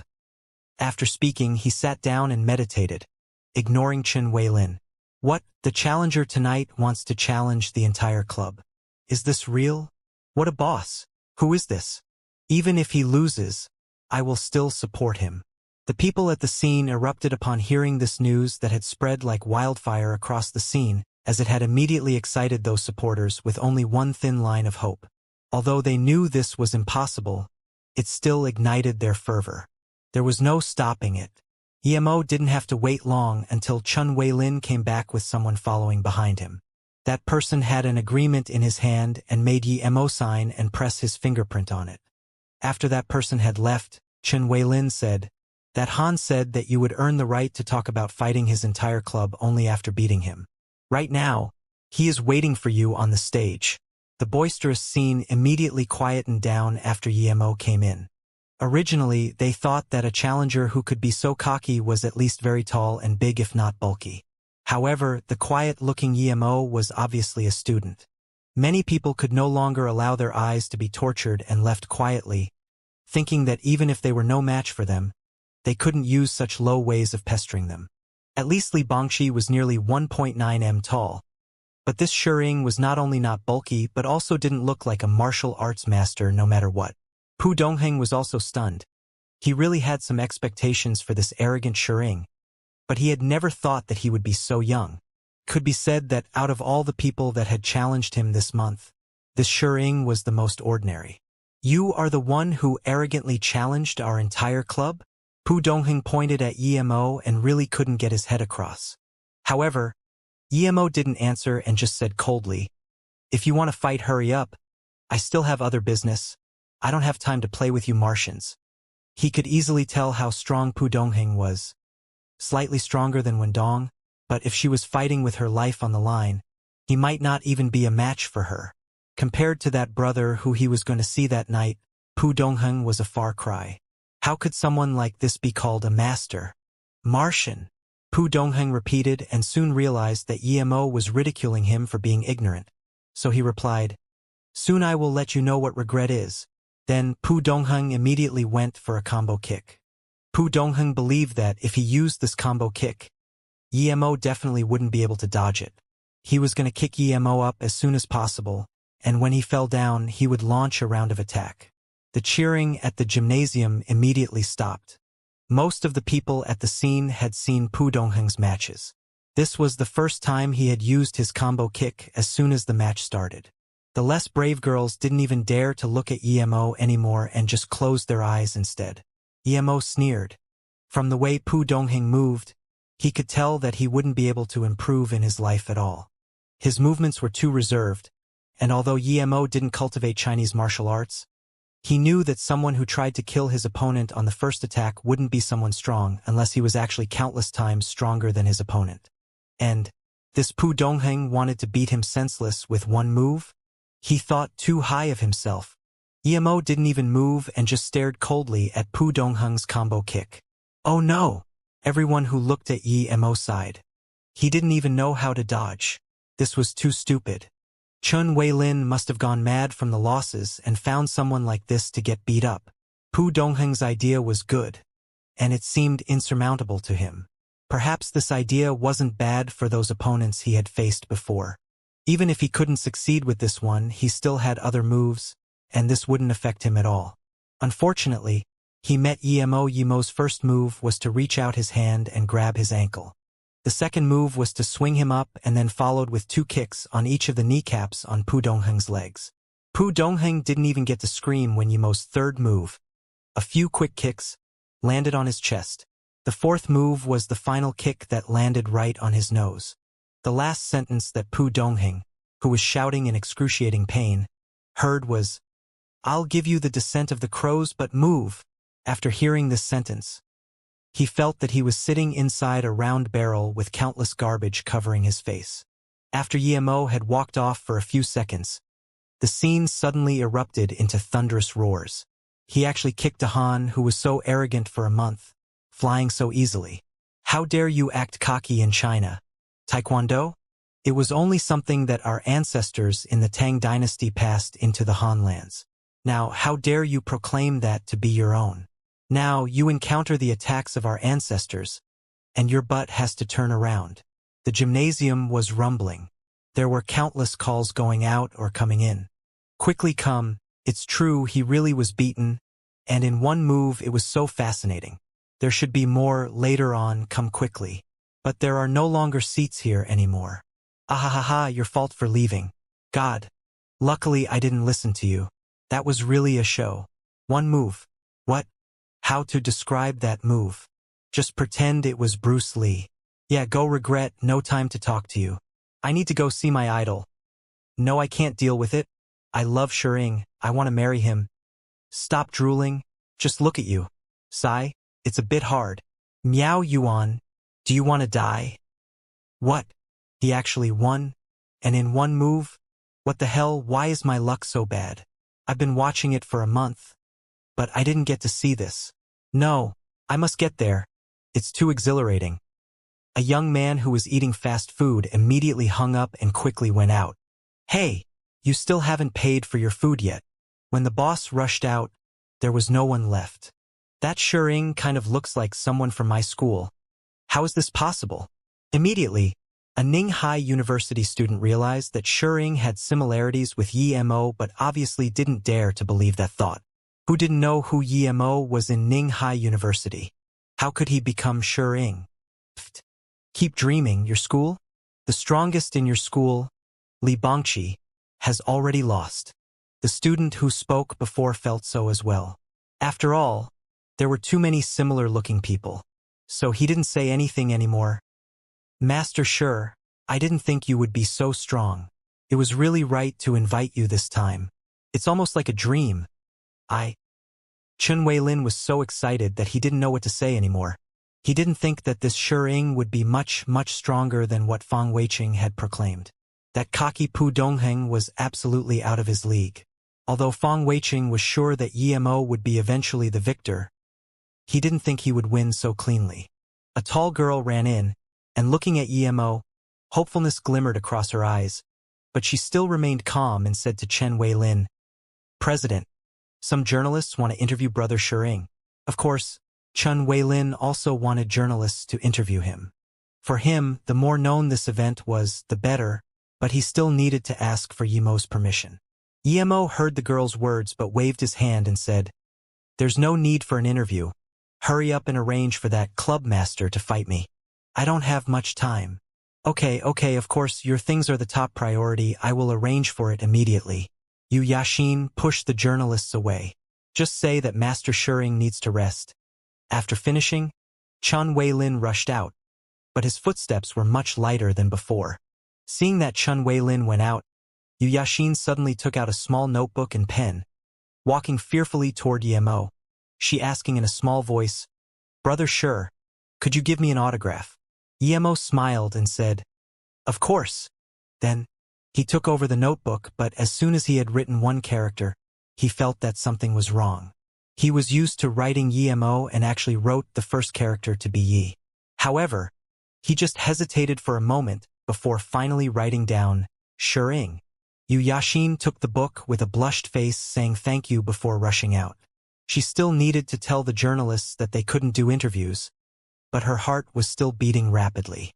Thinking about the admiration she would receive from her schoolmates in her dorm, she couldn't resist revealing a smile at the edge of her mouth. Why won't Mr. Shi be interviewed? The female journalist was very shocked upon hearing that Yemo rejected interviews. Although she was only one media body of Ninghai, who didn't want to be famous now? There was a chance to be famous, but he didn't take it. Yu Yaxin saw the journalist was a bit unhappy and hurriedly said, Master Shi might have another match. How about you ask President Chen later? I can't make this decision. Fine, I will go talk to your vice president. And if that still doesn't work, I will go straight to the president of the Ning Hai Martial Arts Association. This female journalist spoke angrily.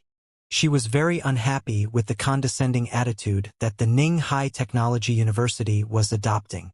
Just when Yemo was getting impatient while waiting for his next opponent, Chun Weilin hurried in with a face full of excitement. How did it go? Fong Weiqing had been staying with Yemo. He knew that Yemo's time was short, so he asked Chun Weilin as soon as he came in. The Hans surrendered. The Han-style Taekwondo club will leave tomorrow and won't use that title ever again, Chun Weilin said excitedly with a face full of pride and satisfaction. It was as though he had defeated Pu Dongheng himself. Fong Weiqing frowned and said, How could the Hans surrender? Their club master is really strong. I've seen him before.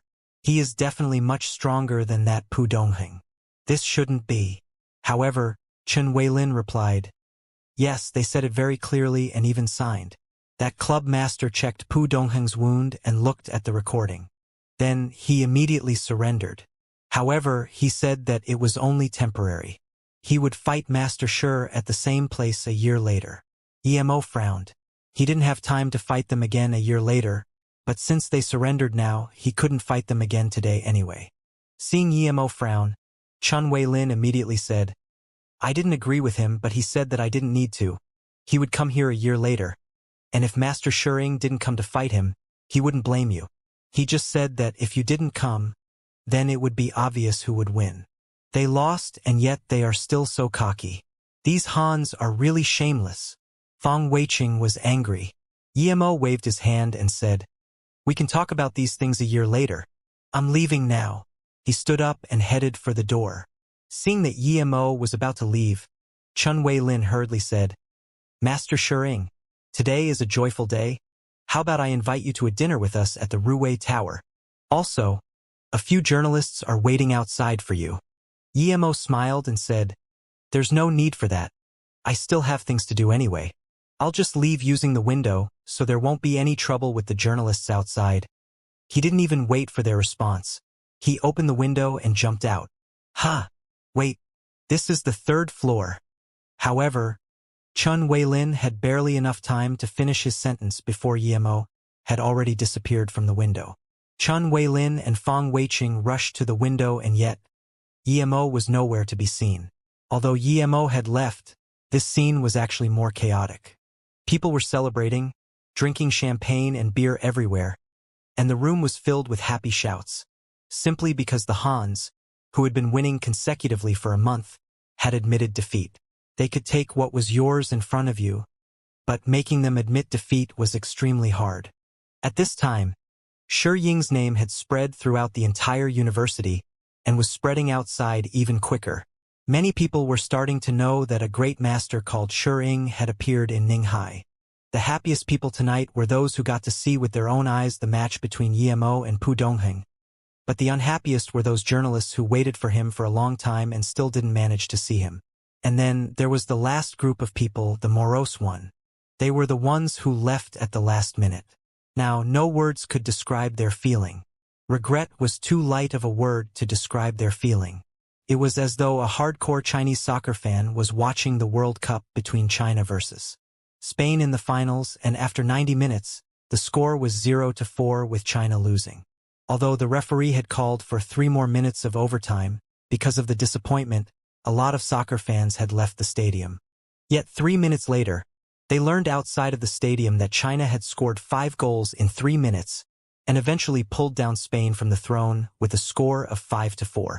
But the last 3 minutes, they weren't there to see it. How depressing would that be? The time was already around 11 p.m., so Emo quickly left the Ninghai Technology University.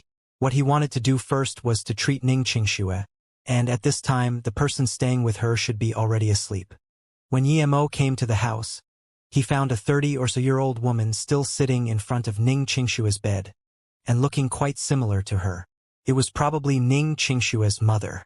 However, she looked really young, and if Ning Xianxia's incident didn't occur, she would perhaps look even younger. With Ning Xianxia's mother here, Emo didn't know whether or not he should go in now. Just when Emo was hesitating, the woman beside the bed spoke, Xianxia, you should let go of that case and sleep. Mom, you can go to sleep. I want to have some quiet time to myself. Although her voice was really soft, Emo could still hear it with his spirit sense. The woman near the bedside and spoke after a while. The nurse and I will be outside. If there's anything that you need, just ring the bell. If you're in pain, tell Mom, and I'll get the nurse to come in and give you some anesthetics. Emo looked at this woman as she walked out of the room and waited until she was outside to rub her eyes. This place had been transformed into a temporary medical place, and 2 young nurses were sleeping on the beds on the side. Emo waited for a while, and when that woman sat on the bed, he went over quietly and pressed the chakra point of the 3 women inside the room to force them to sleep. He didn't want someone to suddenly charge in while he was treating Ning Xianxia. After doing all that, Emo entered Ning Xianxia's room. He used to live in this room before and gave it to Ning Xianxia after she had come. As he entered, Emo felt things were familiar yet unknown at the same time. He looked at Ning Xianxia, who was hugging the case, and knew that her injuries were very serious, even more than he had expected. He just couldn't understand why she constantly hugged his case. Emo was still thinking whether he should tell Ning Xianxia that he was treating her, or make her sleep and then treat her when he heard Ning Xianxia's quiet murmuring. Then he saw the red phone on her hands, and he immediately realized that she was recording a message on it. Emo, I'm sorry, I will leave soon. I know that I hurt you, and I regret it so much. I really wanted to see you once before I passed away to apologize. After experiencing all that, I finally know how naive I am. However, I finally realized how magnanimous you are. But it is already too late. Besides, the only thing I do not regret is blocking that grass. I only regret the way I treated you. After reading your letter, I understood how lonely you were. You never had friends. And yet I was still a nasty woman, hurting you again and again. I even used the money you earned from selling your blood to buy a few $1,000 bottle of wine. But I never thought about how you would feel. I just did what I wanted without thinking of the consequences. And when I finally understood things, it was already too late.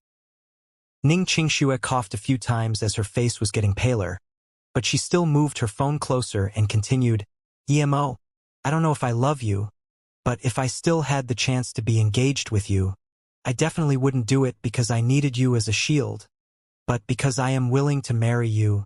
Perhaps it has nothing to do with love, and you might even say I'm not good enough for you, but I still keep the marriage certificate by my side. I never divorced, and won't divorce in the future. You are my only husband in this lifetime. Regardless if you know it or not, regardless if you agree or not, I, Ning Xianxia, am willing to be your wife and am your wife. Emo, I still have to apologize to you. I was your wife, but I never took on the responsibilities of a wife for a single day. Instead, I got you into so much more trouble. I was like an immature child, thinking that I knew everything. She paused for some time. Emo, I will protect you from heaven. You need to stay well. It's a pity that I wasn't even able to leave a child for you. You must find a girl who loves you, not someone like me. Speaking till now, Ning Xianxia gasped for some air and caressed the case with her hands before saying once again, Emo, I've never said the 2 words Lao Gong in my life.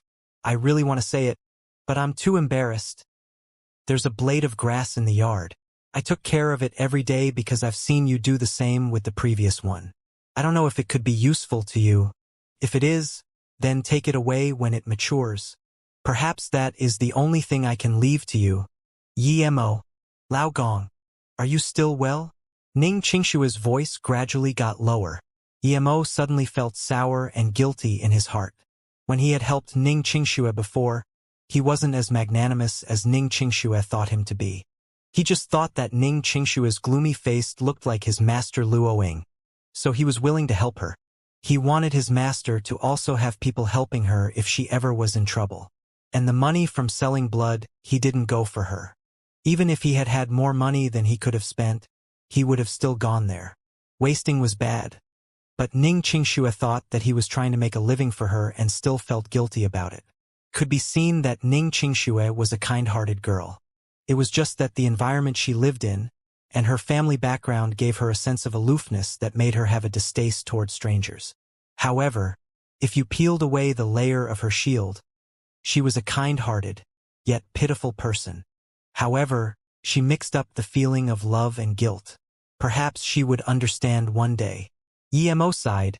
This had further reinforced his decision of saving Ning Qingxue. However, he wouldn't tell her for now. After all, his abilities were too absurd. It would only scare her. Just when Emo thought that Ning Qingxue was asleep and prepared to seal a few meridians on her to treat her, Ning Qingxue suddenly grabbed the phone and mumbled, "Dad, Mom, I'm leaving. I've been a bad daughter. I already married to Emo. That case is his marriage gift to me. Don't separate that case from me. There's a grass in the yard that I left for him. If he ever came back, give this phone to him. But if he never does..." She paused for a long time. "Then never mind. Sorry. I caused so much trouble for the family and just left." Ning Qingshue's voice suddenly dropped low. Just when Emo was wondering if he should tell her that he was already here, Ning Qingxue suddenly grabbed a knife from the case and pierced it toward her throat. Emo was shocked and couldn't care anymore as he dashed in front of Ning Qingxue. There was too much distance and he didn't have time to grab the knife. He could only block with his arm in front of her throat. The knife pierced Yemo's hand and was blocked by Yemo's chi, rendering it unable to go any farther. However, Ning Qingxue fainted because she had used too much strength. Yemo pulled out the knife. Although it didn't pierce very deeply, there was still some blood. Yemo stopped his wound from bleeding, and seeing that Ning Qingxue had fainted, he raised his hand and sealed a few meridians, rendering her unable to wake up for some time. Afterward, he tried to take the case from her arms. However, he discovered that Ning Qingxue clutched the case tightly. Even when she had fainted, her hands still held the case firmly. Unless Yemo forced it out of her, he wouldn't be able to take it from her at all. Yemo helplessly shook his head and could only open the case in her hands. There were quite a few things inside. Yemo took out a bottle of pills and took out that packet of silver needles. He stuffed 2 heart protection pill into Ning Qingshue's mouth and, using his chi, he helped her body digest it. Afterward, he took up the 108 silver needles, sterilizing them with his chi, and flipped Ning Qingxue as he took off her top. With Ning Qingxue being such a beautiful girl, although Yemo had never seen her back, he could still imagine how white it would be. However, when he finally saw her back, it was almost fully dark purple, showing how hard she had been hit that day. Seeing the wound on Ning Qingshue's back, Yemo's killing intent rose once again. "Song family, I won't let this go." Yemo unbuckled Ning Qingshue's bras, and the 108 silver needles in his hands quickly fell onto Ning Qingshue's back. At the same time, his 2 hands kept massaging Ning Qingshue's body. As his cultivated chi gradually permeated into Ning Qingshue's body through his hand, her broken meridians, organs, and backbone began to slowly recover. Luckily, Yemo had left some medical pills here. Otherwise, it would be very hard to heal her in only one night with her wounds. As Ning Qingshue's tattered body was gradually recovering by Yemo's chi, Yemo's face was becoming paler. Initially, he had thought that he would have been able to treat Ning Qingshue's injuries in at most a little over an hour. But now it had already been 2 hours and he only finished half. Pea-sized sweat dripped on Ning Qingshue's back, but Yemo didn't dare to stop because if he did, not only his previous work would have been for nothing, but it would be even harder for him to help her later on. If only he had a spirit stone or a spiritual recovery pill, even of the lowest grade. Yemo felt that his chi was gradually running out and was dreaming about having such a pill. After another hour, Yemo's hands that had been massaging Ning Qingshue's back were beginning to shake. Although he felt that the chi in his body was not enough to continue, he still had to hold on. Despite knowing that he may lose his powers like this, he had no choice. He overestimated his powers and underestimated Ning Qingshue's injuries. Although Yemo's face gradually turned bad, Ning Qingshue's skin was continuously returning to a healthy white. The dark purple on her back also seemed to have been removed, layer by layer. Her face was gradually becoming ruddy and the tense, wrinkled skin due to pain started to relax. although her meridians were sealed shut by Emo, which still prevented her from waking up. He saw from her eyebrows that she had felt something. Emo bit the tip of his tongue and forced the last sliver of his spiritual chi into her body. He continued to massage her, and after another half an hour, Emo finally finished recovering the last bit of injury on Ning Qingxue. However, he could no longer resist and just collapsed on her back. As Emo's face touched the soft skin on Ning Qingxue's back, a faint aroma reached his nostrils, shocking him as the scent immediately reminded him about Luo Ying. He got up quickly and helped Ning Qingxue to tie up her bras and put on clothes before flipping her back around. Poor Emo, he had never touched something like a bra, and a small tie kept him troubled for a long time. He was almost sweating before he had managed to tie it back up. At this moment, Emo just realized that Ning Qingxue's front chest stood firm and massive, and two round white rabbits seemed to squeeze out, which made Emo feel astounded. With her perfect face, it made Emo almost unable to resist. However, Emo was drained and simply rested for a bit before unsealing Ning Qingxue's meridians and just left her to sleep. Before leaving, Emo packed up the things in the little case and looked at Ning Qingxue's hands that tightly held the case. He sighed and eventually didn't take the case away. He didn't even take anything inside it as well. When Emo walked out of the house, it was almost 3 a.m. He found a quiet place and rested for an hour. At approximately 4, Emo had basically recovered 70% of his strength. However, due to him treating Ning Qingxue before, his spirit chi was a bit unstable. However, Emo felt this was enough and thus headed toward that brother whose mansion. When Emo came, the guards outside the mansion were snoring on a table. Emo casually knocked them out to prevent them from waking up too quickly and went into the room, shutting down every monitoring computer. He knew that these computers should be connected to the other computers in the compound, but since he had shut down the one with the recordings, they wouldn't be able to monitor anymore for the time being. He just didn't know if there were other monitoring computers. What made Emo curious was that when he went inside the mansion, there was another room with its lights on. Emo walked in a bit and scanned with his spirit sense. As expected, there were still a few people inside discussing something that still weren't sleeping. That brother who was there, but other than him, there was also a 20-year-old youth with a face that actually looked a bit similar to Song Shaoan. Two bulky men were standing at the door. Emo went over quietly, and with just two palms, these two bulky men silently collapsed. Brother Hu, that Wang Peng did things well today, with these two little girls staying over tonight with him. Qian Shiping shouldn't keep finding excuses anymore. I don't believe that Emo could still run with Qian Shiping helping us. Although this youth's voice wasn't loud, it was full of confidence. That brother who nodded and said, "You're right, young Master Tan. Although Qian Shiping is only SOSO, the power behind him is sometimes more useful than a government-wanted list. I'm just worried that those few old people under his father would disapprove." Disapprove? Qian Shiping is Qian Longto's only son. Even if he wanted the moon in the skies, he would pick it for him. With his power, he would have 10 times more ways of finding Emo than I have. Although the Song family is one of the 5 great families, there are still some things that we can't do overtly. It would be best if we hand it to Qian Longtu.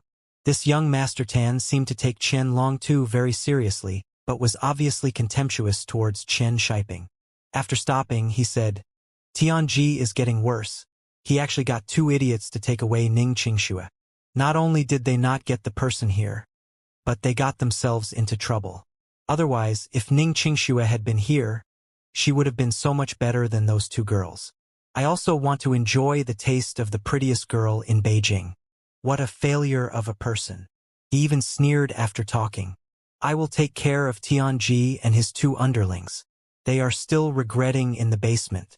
But looking at Ning Qingxue, she seemed to have some feelings for Emo, that disabled person. "Perhaps we can use this to block Emo in Ninghai," brother who said. Young Master Tan shook his head. "You are underestimating Emo. According to my recent investigation, I found this guy was the typical person who acts like a pig to eat the tiger. Not only is he very strong, but he is also very cunning. If it wasn't for this, it wouldn't be necessary for us to go to someone like Qian Longtu. After all, if this spreads, It won't do good for the Song family. Emo had finally understood the whole situation. This young Master Tan should be from the Song family and was here just for him, and they accidentally injured Xianxia instead of abducting her. Emo scanned out his spirit sense and indeed found 3 men on their knees in the basement. In the room not far away, he saw 2 other girls with their hair covering their faces, laying on the bed completely nude, and beside them was a young man. However, these 2 girls were full of bruises, and it was unknown if they were asleep or unconscious, but by the looks of it, these 2 girls were the 2 girls young Master Tan was talking about. Emo suddenly discovered that one of the girls seemed a bit familiar, and soon he recognized this girl from Ninghai University and was even considered as one of the top 10 prettiest girls there. It's getting late, brother Hu, we should get some rest now. After saying that, young Master Tan stood up. Before brother Hu could respond, the door was kicked open. At the same time, a cold voice said, "There's no need to rest. From today onward, there will be plenty of time for you to rest." "Oh? It's you?" Emo. The man called brother Hu immediately recognized Emo since he had seen his photo countless times. He didn't even bother to think before turning around and throwing a punch. The wind force of the punch was mainly focused in the direction of Emo. Emo knew that this brother Hu was just as he had thought, a master, and he wanted to test how strong his power was, so he only threw a punch in response. Crack! The sound of bones breaking resounded in the room. Emo took 2 steps back and reached the door. Meanwhile, brother Hu fell 2 steps back too and rammed onto the young Master Tan. With the clash of the fists, both of their fists had bones fractured. Emo's eyes grew cold as he realized that his power actually didn't mean much in this place. Although he had only recovered 70% of his power, there definitely was plenty of people much stronger than him. Yellow level tertiary stage. Brother Hu's eyes were filled with shock as he spat out the 4 words. However, since the bones of his hand had broke, he didn't dare to keep fighting with Emo. He didn't have the ability to recover bones like Emo and, although he was able to cultivate inner chi, broken bone injuries required about a month to heal for him. Seeing that Emo and brother Hu were even, young Master Tan showed a sliver of worry in his eyes as he didn't expect Emo to be this strong. Actually, he had never seen anyone more powerful than brother Hu, and he had even heard that brother Hu was a disciple of the ancient martial arts. Since Emo was able to block one of brother Hu's fist, there was no way that he wouldn't be shocked over this. Although he didn't know what yellow-level tertiary stage meant, Emo thought it was probably how the levels of martial arts were called here. Young Master Tan saw Emo's power and was about to take his phone out to make a call.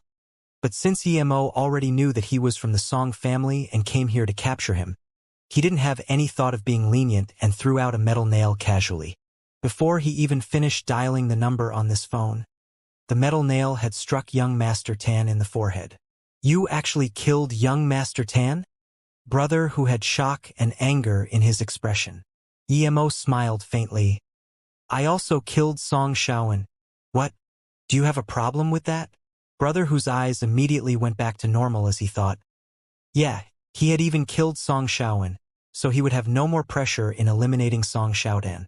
"If you can answer a few questions for me, perhaps I can let you go today." Emo stared coldly at this brother Hu. "Haha, let me Wuxia go? You didn't even have the upper hand before. Since you came today, don't leave." Wuxia's healthy hand took out a whip from somewhere and immediately jumped up. The whip in his hand turned into a flurry of images and rushed towards Emo. It was so fast that, looking at the countless whip's images, Emo didn't dare to go in. If it had been before he had treated Xianxia, he would be able to take on the whip forcefully. But now, although he had recovered 70% of his strength, his chi was still a bit unstable. Emo understood his situation right now and immediately dodged. However, the room was too small and his back was whipped. A burning sensation came, and Emo knew that he had shed at least a layer of skin with that blow. It definitely brought out a gash that wasn't shallow. Seeing that his whip attack had succeeded, Wuxia pressed on. He almost turned his body immediately as the hand swirled towards Emo again. Emo had to admit that this brother Hu's whip technique was really good. He was forced to recognize that he could only dodge in this small room, which would put him in a disadvantaged position, so in that case, he might as well charge straight in. Emo gathered some chi again and, at the same time, he threw out 3 nails while preparing to grab the popper of the whip. Wuxia was shocked. He didn't think that someone would dare to even try grabbing the popper of his whip in his flurry of attacks. "You're asking to die."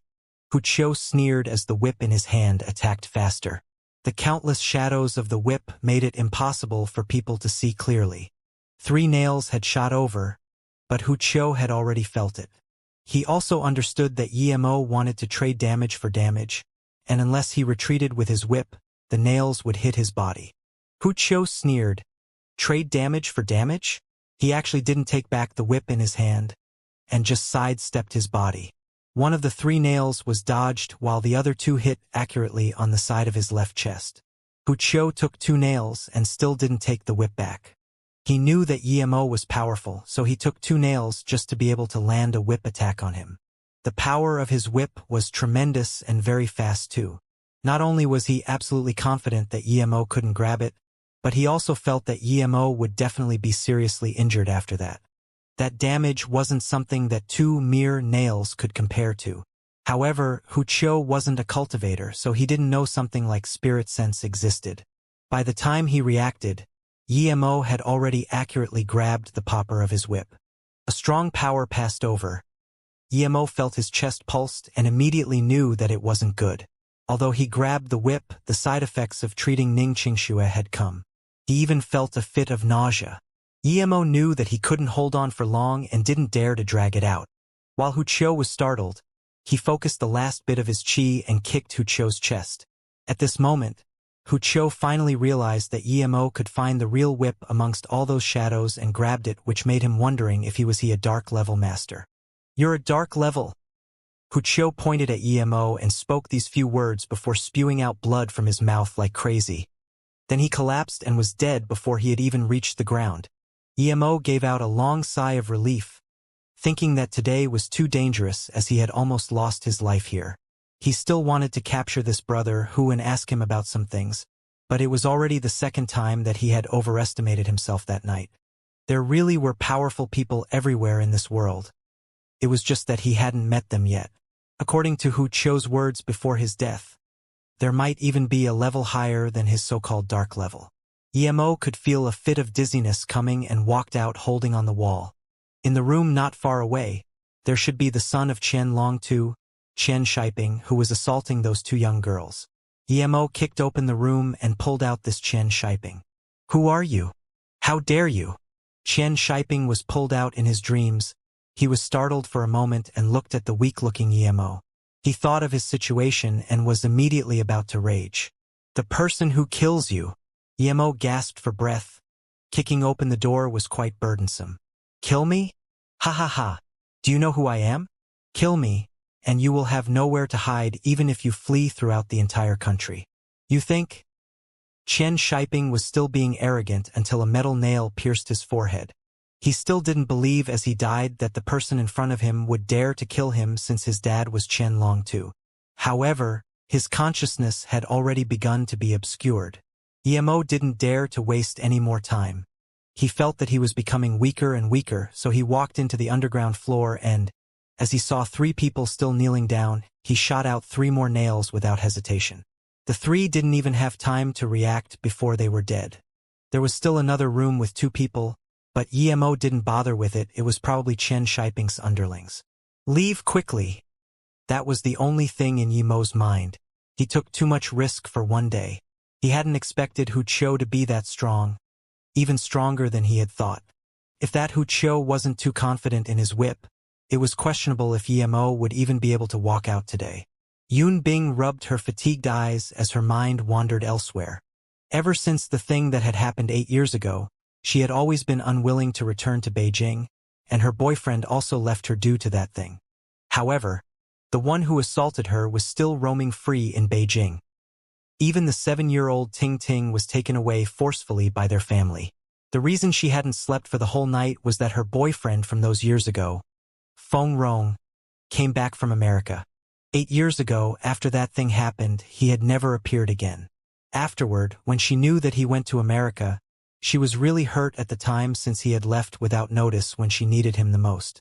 However, today he actually came back and requested her to come to Beijing. She had seen it when she opened an email on her computer earlier and realized that it had been sent by Feng Rong. He explained to her that he didn't even know what had happened to her at that time because the next day, he had been sent to America by his family, and he wasn't able to contact her again. Now, the first thing he did when he came back was to find her and even had to ask for her email address from other people when he came back to Beijing. He told Yunbing that no matter what had happened, he wouldn't mind and that he still loved her. When Yunbing saw Feng Rong's email, her first thought was to delete it, but seeing Feng Rong's love in his words and that she might still have feelings toward her first love, Yunbing hesitated. She was scared of the person who assaulted her those years ago, and if Feng Rong still loved her, he could have taken her to America, and she would have left that nightmare behind. If she hadn't known about the misunderstanding with Yemo last time, she would have perhaps gone to Beijing, but she felt guilty. Yemo had saved her, and she wanted to say thank you in front of him at the very least. However, she had never been able to even catch a glimpse of him since that encounter in school. Although Su Jingwen told her that Yemo was on bad terms with a major power and couldn't show himself, Yunbing kept fantasizing that she would be able to see him once in Ninghai. Otherwise, even if she left Ninghai, she would still feel unrest at heart. Another reason she still didn't want to move was that she didn't want to remember the traumatic memories. She felt scared toward Beijing from the bottom of her heart. Now that Feng Rong came back, should she go or not? Although she still resented him, since he said that he didn't know, and the first thing he did when he came back was to look for her, it made Yunbing feel that she was still remembered. After all these years, she had become a forgotten corner. Although her cold personality gave her fewer troubles, every time she came back home, she felt lonely in her cold room. She would reminisce the small things in her first love. However, was it really true that Feng Rong did not know what had happened? Even if he didn't, did his family not tell him? And not a single message in 8 years. How was this possible? Yunbing suddenly didn't want to think about that anymore. After thinking for a long while, Yunbing sighed. She eventually decided to have a look at Beijing. After all, Ting Ting was still there. Although she was very scared of that person, sometimes, avoiding wasn't necessarily the best solution. She opened a file and prepared to write a letter for Su Jingwen to give to Yemo. When Yunbing opened up a file, the bottom corner of her screen showed a news. She was about to close it when the image that her eyes saw seemed familiar. Although it wasn't clear, Yunbing still felt this was familiar. She immediately opened the news. Ning Hai Master, Shi crushed the trainer of the Korean-style Taekwondo club. The flashy title and the images below stunned her. She really felt that that person looked like Yemo, but his face wasn't clear enough. And the name on there was Shi, not Yemo. Although Yunbing didn't really care about things that happened at the school, she still heard about the Korean-style club, but she was already past the years of raging adolescence, so she only took notice of it and left it there. She didn't think that a Shi would suddenly appear in Ninghai and beat that Pu Dongheng with only one move. Usually, Yunbing would leave it there after reading it, but this Shi looked a bit like Yemo. So Yunbing immediately logged onto the news page of the university. At this moment, she finally understood what popular was. Looking at the time, it was 4 a.m., but the forum was still full of people. The top post had been clicked over 1 million times already, and there were thousands of replies at the bottom. The title was very clear, Shi, our handsome man. Every time she refreshed, there would be more comments. Okay, I'll admit, I admire Shi, but I guarantee that I'm not gay. Carrying the shit bucket into the dining hall. I'm sure that brother Shi is the strongest in Ninghai, sitting on the grave smoking the loneliness. Wow, let me tell you. I have a personal signature from brother Shi. Get jealous. Clear water. I was happy I had a place to stand. Shi, I'm really in love with you. What should I do from now? Who is changing the mark on my epitaph? Who captured the recording our brother Shi like this? I heavily object. Wearing underwear. There were actually thousands of replies below. Yunbing didn't read all of them and just opened the video at the top. The scene where Yemo fought Pu Dongheng immediately showed.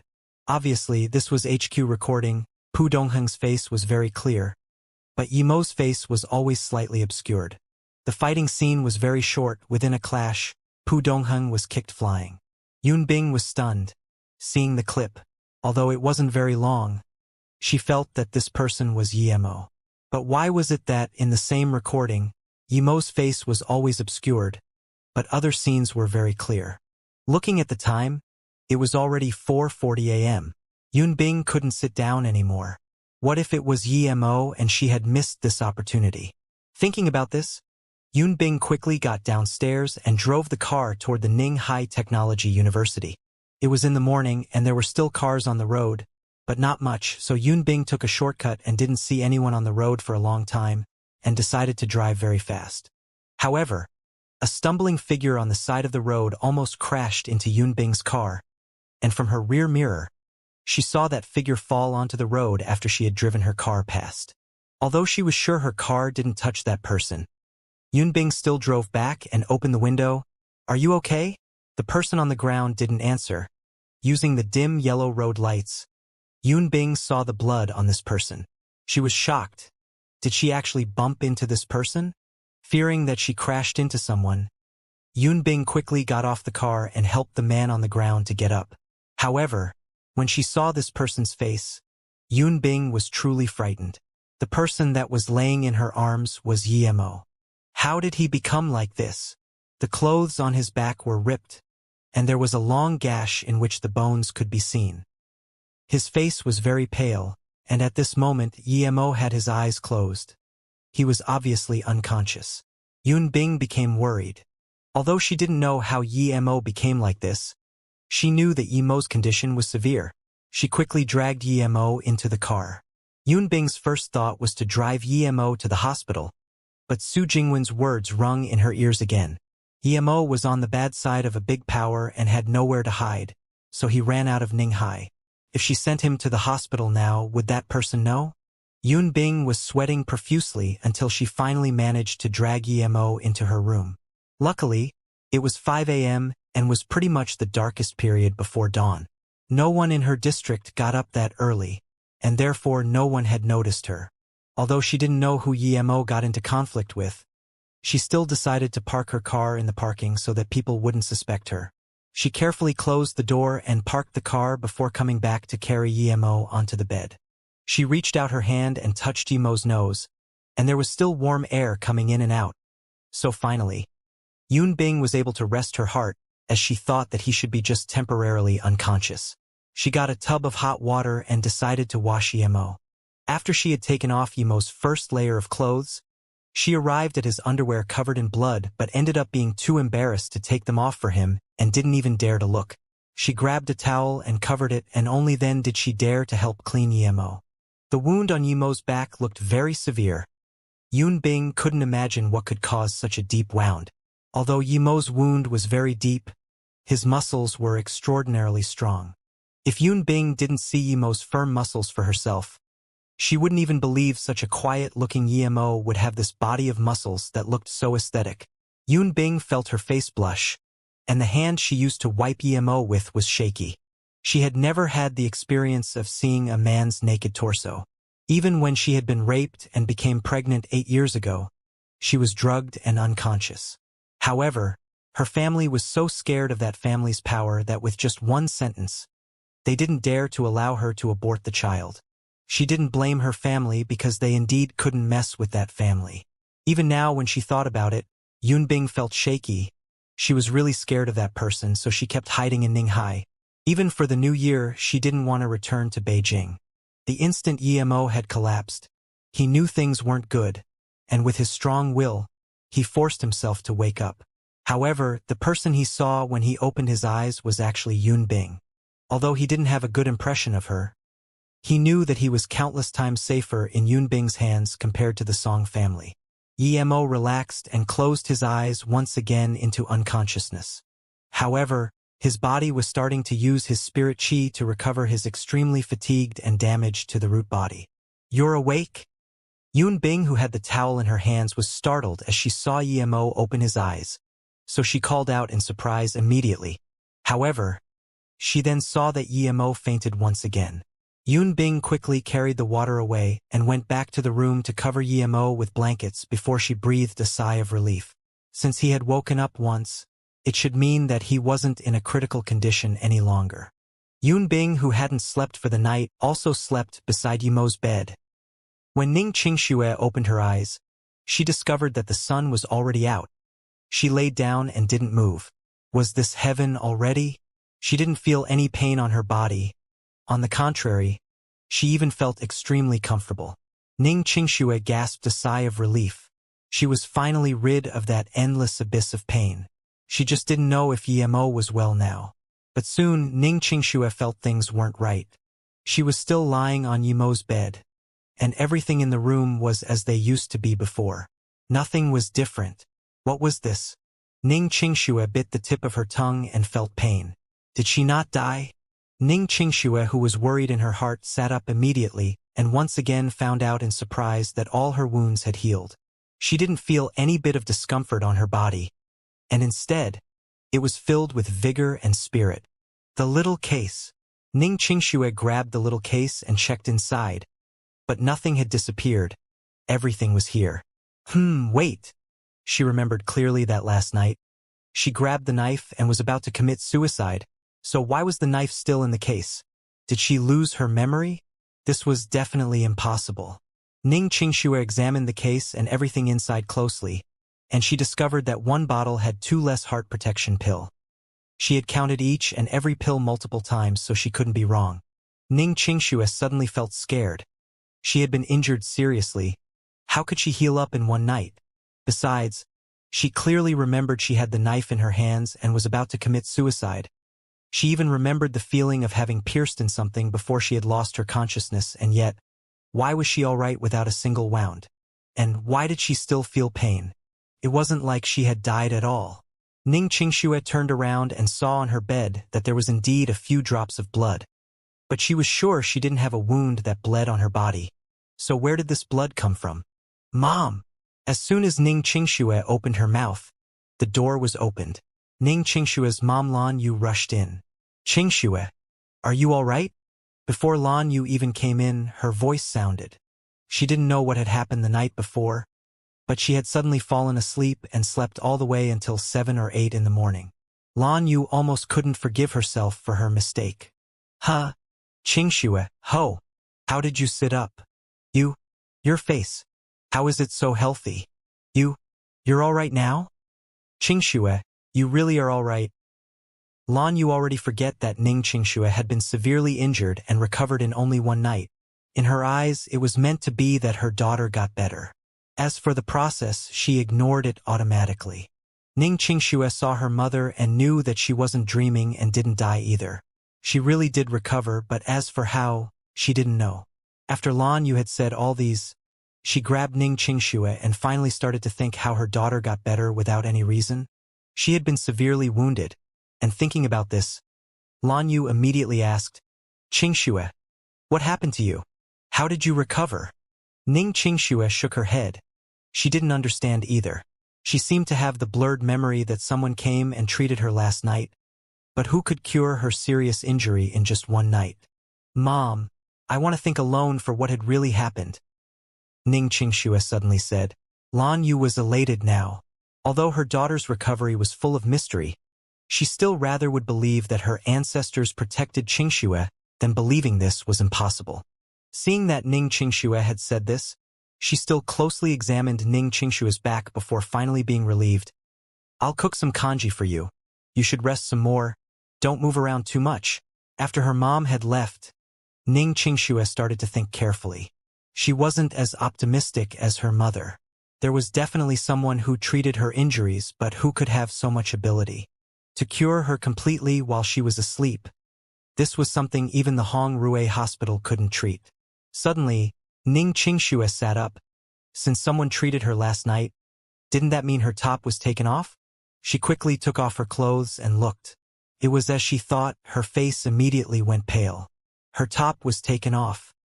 Even her bras were buttoned wrong. Since that person could see her back, it meant that her chest was also seen. Who was this? Ning Qingxue suddenly felt her body starting to shake. She would rather die than let someone who she didn't even know. Look at her body. Ning Qingxue looked at the few drops of blood on the bed. That wasn't hers. So whose blood would it be? Was it from the person who treated her last night? Qingxue, you're all right? A voice full of surprise sounded at the door. Li Mumei just pushed the door open and came in, and behind her was the still beaming with joy Lan Yu. Even Su Jingwen was here with the two nurses behind her, who looked at Ning Qingxue in disbelief. Come in. Ning Qingxue focused her mind. Although she was still distressed, she decided not to think of it for now. What happened? Qingxue. Let me look at your back. Li Mumei had seen Ning Qingxue's wound before. Now Ning Qingxue suddenly recovered. Although she didn't understand, she was still genuinely happy. Ning Qingxue shook her head and said, No need to look. I can feel it. I'm really better. I don't know what happened yesterday. She originally wanted to say that someone had cured her last night, but when the words came to mouth, she swallowed it down. Although Lan Yu had examined her, she still wasn't sure and went behind Ning Qingxue. She carefully opened her daughter's clothes, and of course, she saw that her back had recovered to its previous clean white skin with no flaws at all.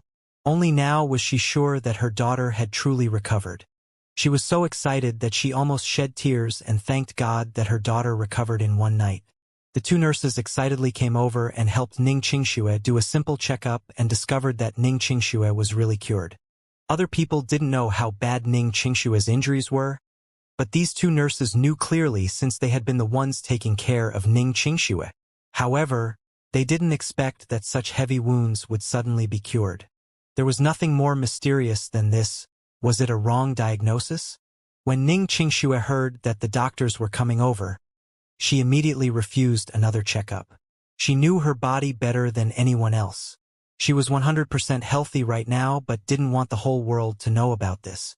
Ning Zhongfei flew over to Ninghai on that day. He was happier than anyone else for her daughter's sudden recovery. He only had one daughter, and she was a treasure to him. However, Ning Qingxue still refused her family's requests to leave Ninghai and still wanted to stay there. As for the person who treated her last night, she thought about it and had a vague impression. She started to remember that after she had finished recording her will and wanted to commit suicide, her knife didn't seem to have pierced into her own throat, but instead, it had pierced into another person's arm, and afterward, she had immediately fainted. Was that person Yemo? Or was it that she was thinking about him too much and pretended the person that night to be him? Since when did Yemo know how to cure wounds? And even how did he have that much ability? Ning Qingxue suddenly remembered that day when Yemo had a stall on the street to practice medicine. Was it really him? Did he really know medicine? If it was him, then the blood on the bed should be left by him. Seeing her mom and the others were leaving, Ning Qingxue called out to Li Mumei. Although she could get up now, and her body condition was excellent, she didn't want to overdo it in case everyone noticed it. Mumei, can you help me analyze the blood on this cloth? Ning Qingxue cut off the blood stain on the bed and gave it to Li Mumei as she wanted to know if this blood was the same as Yemo's. Although she couldn't be 100% sure it was Yemo's through blood type, at least that pointed her in a direction. If this was his blood, then she would know who the person treated her was, and the person who looked at her body would also be him. In that case, she would feel much peaceful in her heart. Li Mumei took over the cloth but didn't ask anything. If Ning Qingxue didn't want to say anything, she wouldn't say it even if she had asked. Last night, Ning Qingxue's sudden recovery was the biggest thing for her parents. However, for the students in Ninghai, Shi Ying beating Pu Dongheng was the biggest news. However, compared to these two things, an earthquake erupted amongst the authority due to the murder in the mansion. This was because the people murdered were very influential. One was the young Master Song Shaoan of the Song family. The other was scarier because his name was Qian Shiping. Qian Shiping wasn't anything special himself, but his father was called Qian Long Tu and had a title, someone who could shake the ground with a step. If the mountain group in Japan and the black-gloved clan from the west were influential, then Nanqing was the most influential in the east. And Qian Long Tu was the boss of Nanqing. Qian Shiping was his one and only son, and he had him at 40. Qian Longto's real name was Qian Baihe, someone from the Huzhong state. He joined the underground world at the age of 11, and until now, there was a place for him even on the world stage. He had his own private army. However, it was a hired army that stayed in Africa, and he, himself, remained at an extremely grandiose mansion in Africa. Nanqing's things basically didn't need his management. Typically, his henchmen took care of everything and just needed to give him a report. Even the heads of small countries didn't dare to offend the leader of Nanqing. But today, his only son was murdered in Ninghai. This was absolutely an earthquake. Whether it was Song Xiaowen's death or Chen Shiping's death, it wasn't something that the government authorities here could handle. Yunbing was woken up by the phone. It was already 9 a.m. She looked at Emo, who was still sleeping like last night. However, his pale face had a sliver of ruddiness. Yunbing felt assured and picked up the phone. The phone was from her colleague Wang Yu asking her why she didn't go to the school today. Yunbing hurriedly asked Wang Yu to apply a leave for her. Then, she used her towel and wiped up Yemo's body before preparing to cook some food. In case he happened to wake up, he could have some. Since Yemo was rescued by her from last night, he had remained unconscious. He only opened his eyes once but continued to sleep, and since Yunbing didn't dare to send him to the hospital, she didn't know what to do anymore. She didn't know if that Shering from last night was Yemo. Yunbing opened up her laptop once again and wanted to search on the news forum of the university. But the news that appeared in front of her eyes almost made her throw her mouse. Last night, in a private mansion, 6 people were murdered. Last night, wasn't that when Yemo was injured? Did he do it? Yunbing thought of before when Yemo had beaten Jin Wenxiao and her schoolmate until they became mentally disabled, and was almost certain this event was also done by Yemo. Why was he so violent? Yunbing turned around and looked at Yemo complicatedly. She then searched the news of the murder again. As expected, on some small unofficial website, she uncovered the truth. Last night, because 2 young masters of big families took away 2 girls and raped them in the mansion, someone attacked that place and killed 6 people. Only the 2 girls weren't killed. Yunbing sighed. She was sure it was done by Yemo. He liked to fight against this injustice. It was the same with her last time. However, last time he didn't kill, but this time he did. Did he have violent tendencies? Regardless of whether Yemo had violent tendencies or not, he was someone who had saved her life, and to her, he had even saved something more important than life. Furthermore, for the event of the previous night, she also stood on Yemo's side. However, she believed that Yemo shouldn't kill. Killing people so freely was too absurd in this society. Yunbing also rejoiced for not sending Yemo to the hospital. If she had, then he would have been already exposed. Yunbing hadn't left the house for the entire day. She didn't even go out to buy vegetables. She could only focus on when Yemo would wake up and kept heating the kanji again and again. But he still didn't have any signs of waking up. If Yemo's breathing wasn't normal, she would have thought that he wouldn't survive. She had never seen someone unconscious for so long. But even if she didn't go out, she still knew that what was happening outside wasn't trivial, as she could see the street full of police cars patrolling every so often. She really couldn't understand who Yemo had killed and why it would cause such a ruckus. In the house Ning Qingxue lived at, other than Su Jingwen and her parents, everyone else had left, so Ning Qingxue got up and ate something. She was staring at that silver heartgrass when Li Mumei suddenly ran in. "Qingxue, you can get up?" Li Mumei was joyful from the bottom of her heart. "Yeah, I feel much better, Mumei. What happened?" Ning Qingxue looked at the hurried Li Mumei and asked. Li Mumei then realized that she was going to say something. "Qingxue, I heard that Song Xiaotan was killed in Ninghai last night. The person who killed him also killed 5 other people.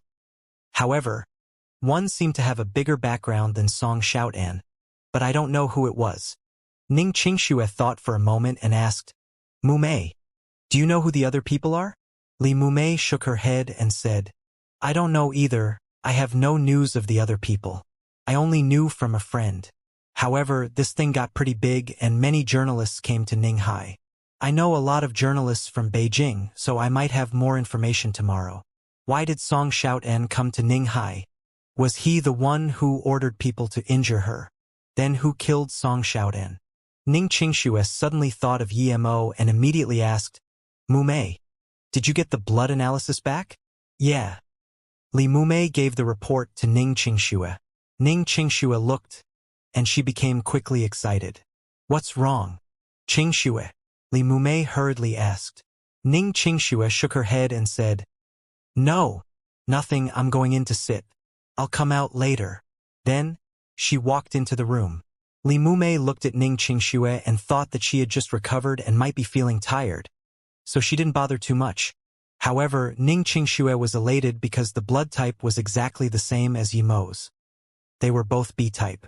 Although it was far from sufficient to know if it was Yemo through blood type, Ning Qingxue still firmly believed this was him. She seemed to feel Yemo came back.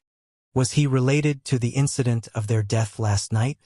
If it wasn't Yemo, who else would dare to touch the Song family's people?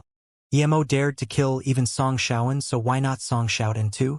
Besides, he had the motive for it. Knowing that it was entirely possible that Yemo came back to save her, she finally felt relieved in her heart. After all, she had already admitted that Yemo was her husband, so if he had seen her body, it wouldn't really matter. However, Ning Qingxue suddenly felt unrest. If Yemo came to Ninghai and killed Song Shaotan, then wouldn't he be in a very dangerous situation right now? What if he still hadn't escaped out of Ninghai? Ning Qingxue became worried, and now, she wished that the person who came last night wasn't Yemo, because if Yemo really did it, then he wouldn't be able to escape from Ninghai with the Song family's power. Huh? Qingxue, you're all right? Su Wei asked in surprise. She knew her injuries were grave. The hospital even gave out her final days, but now, Ning Qingxue stood in front of her perfectly fine. What was this? Yeah, I've recovered already. Perhaps the hospital misdiagnosed. My injuries weren't that serious. Ning Qingxue nodded and said. Su Wei was dubious. Ning Qingxue went to the best hospital in Ninghai, one that was famous even in the country. How could they make such a serious mistake? Besides, she had seen with her own eyes Ning Qingxue being hit with that stick. Seeing that Su Wei didn't really believe her, Ning Qingxue quickly changed the subject. How come you didn't go to work again today? Sigh. Why are your tones exactly the same yesterday? Su Wei suddenly stopped. She suddenly remembered that Yemo told her yesterday not to tell Ning Qingxue, but she had almost forgotten today. Although Su Wei had stopped her words in time, Ning Qingxue had discerned it and asked, What happened yesterday? Did Yemo come back? At the same time, Ning Qingxue had subconsciously grabbed Su Wei's hands. Su Wei looked at her hands that were tightly clutched by Ning Qingxue. She knew she had spilled it and had no way to keep hiding it. She sighed and said, Yesterday Yemo came back and looked at the flower pots for half a day. Then he asked me about you and left. He probably went to the hospital to see you. What? Did you not see him? Ning Qingxue suddenly let go of Su Wei's hands and mumbled. It really was him, he's all right. He came back, so he was really the one too. Qingxue, go rest, you just recovered. Don't walk around everywhere. Su Wei, we'll eat together later. Her mom and I are cooking right now. Li Mumei saw Ning Qingxue who stood at the doorway and walked over. Qingxue, why is your face red? Are you hot? Li Mumei saw Ning Qingxue's face was as red as an apple and asked concerningly. Ning Qingxue was thinking about Yemo who came over last night and didn't know if he heard her words. Thinking about how she had called him Lao Gong. She felt really embarrassed and hoped he didn't hear it. But now, she was 100% sure that the one who came last night was Yemo. She felt comfortable and even a little bit of sweetness in her heart. Now that Li Mumei asked, Ning Qingxue immediately thought that since Yemo came yesterday, then he must have killed Song Shaotan to avenge her. Thinking about the events from last night, she realized that Yemo might still be escaping and immediately felt worried. Qingxue. Li Mumei saw Ning Qingxue's face change rapidly and felt more worried. Ning Qingxue shook her head and said, I'm fine, Mumei. You told me earlier that you know a lot of journalists in Beijing. Can you invite one out and let me see tonight? Ning Qingxue wanted to know what happened last night through the journalist as a way to inadvertently find out about Yemo's situation. Qingxue, you want to see a journalist? Don't you hate them? Li Mumei spoke, but seeing Ning Qingxue didn't say anything else. She immediately continued, "Okay, I'll ask tonight. If all goes well, I should be able to get one or two."